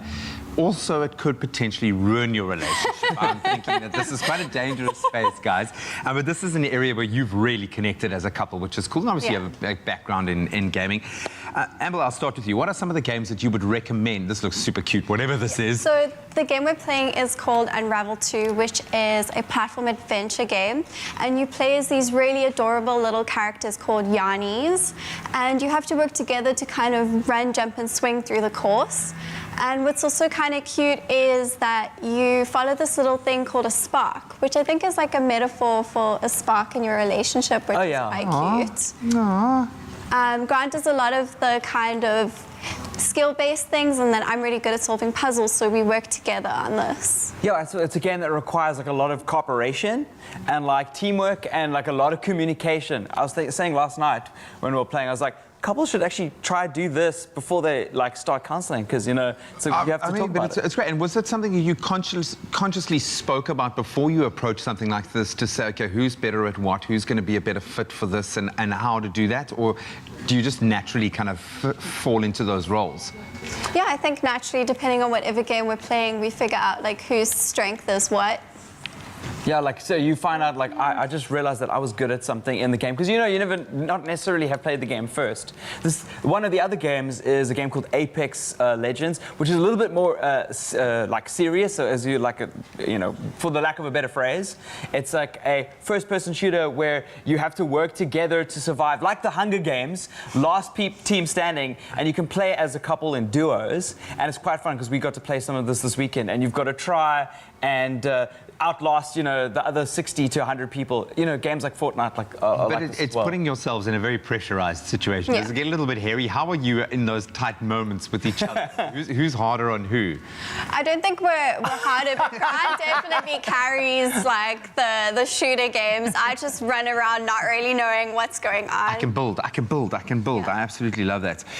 What would you recommend as a kind of a long-term project to sink your teeth into in terms of gaming? Because obviously the first-person shooter, it's exciting, those sorts of things. This is quite a cute little effort. Can you sink yourself into a long campaign kind of game? What would you recommend to get into as a couple for long-term goals? There's lots of first-person shooter games, like you can do your Call of Duties and your Borderlands too. Like those are really Borderlands is a good shout. To play together, yeah. And then there's also a game for couples that would like a bit more of a challenge. It's called Keep Talking and Nobody Explodes. And basically one person can see a bomb and the other person has the manual to defuse it. So it works on your communication skills to defuse the bomb. So it's a bit of a challenge to maybe couples that aren't so good at that, but also a good opportunity to work on that. Yeah, so for those of you at home who got a little confused, the bomb is actually on a laptop or your console, and you're busy playing there, but you have to hide your screen from your partner, and you can print out a PDF of the instruction manual, and they're literally paging through, and it's like, go to this place in 30 seconds and cut the green wire. Or you can do it in a VR headset, and then only you can see the bomb.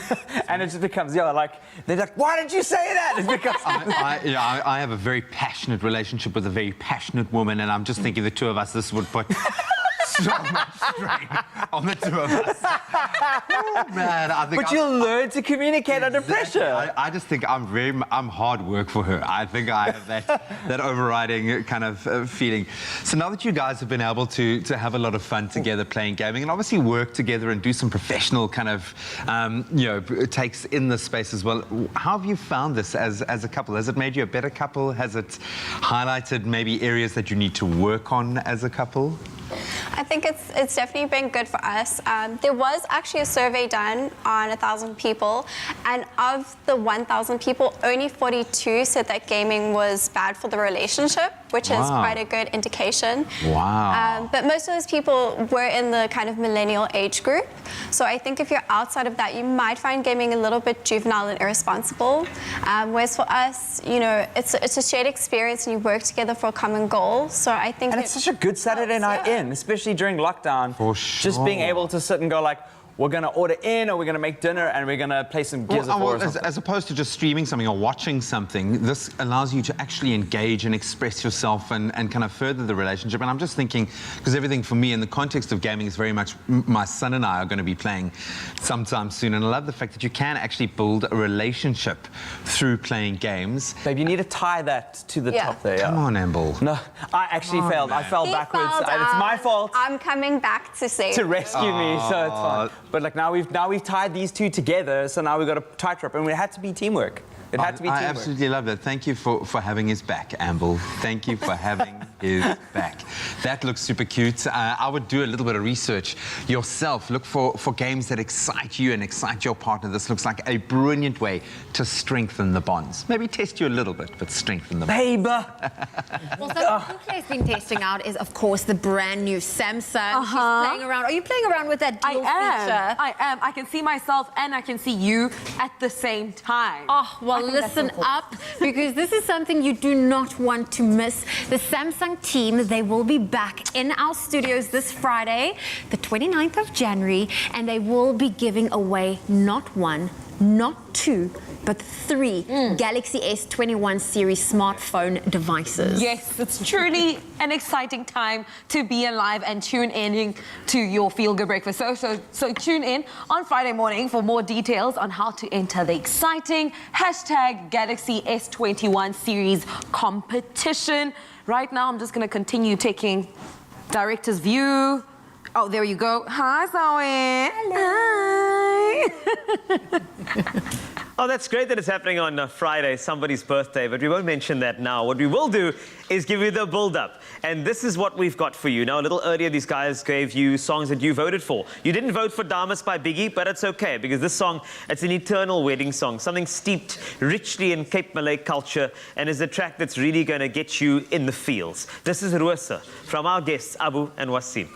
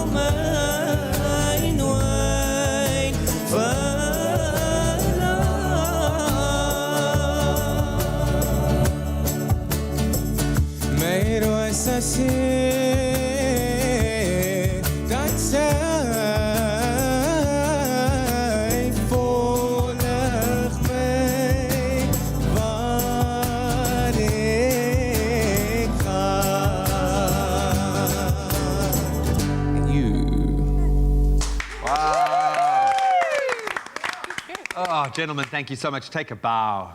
Unbelievably talented vocalists, incredible gentlemen. We really appreciate you guys. Thank you so much for helping us sign off what has been a really cool show. Great culinary hotline, getting closer to a cure for malaria. Absolutely amazing stuff. And we also saw the best in you, South Africa, some community projects that have blown our minds. So keep fighting the good fight, keep looking after each other. If you're going to be out in public spaces, put your masks on, make sure you're taking care of each other first and foremost. And then the best part is we'll get to do it all over again tomorrow morning. So we'll see you bright and early for another 3 hours of fun, of food, and of course entertainment. Have an amazing day, and never forget, we love you. South Africa.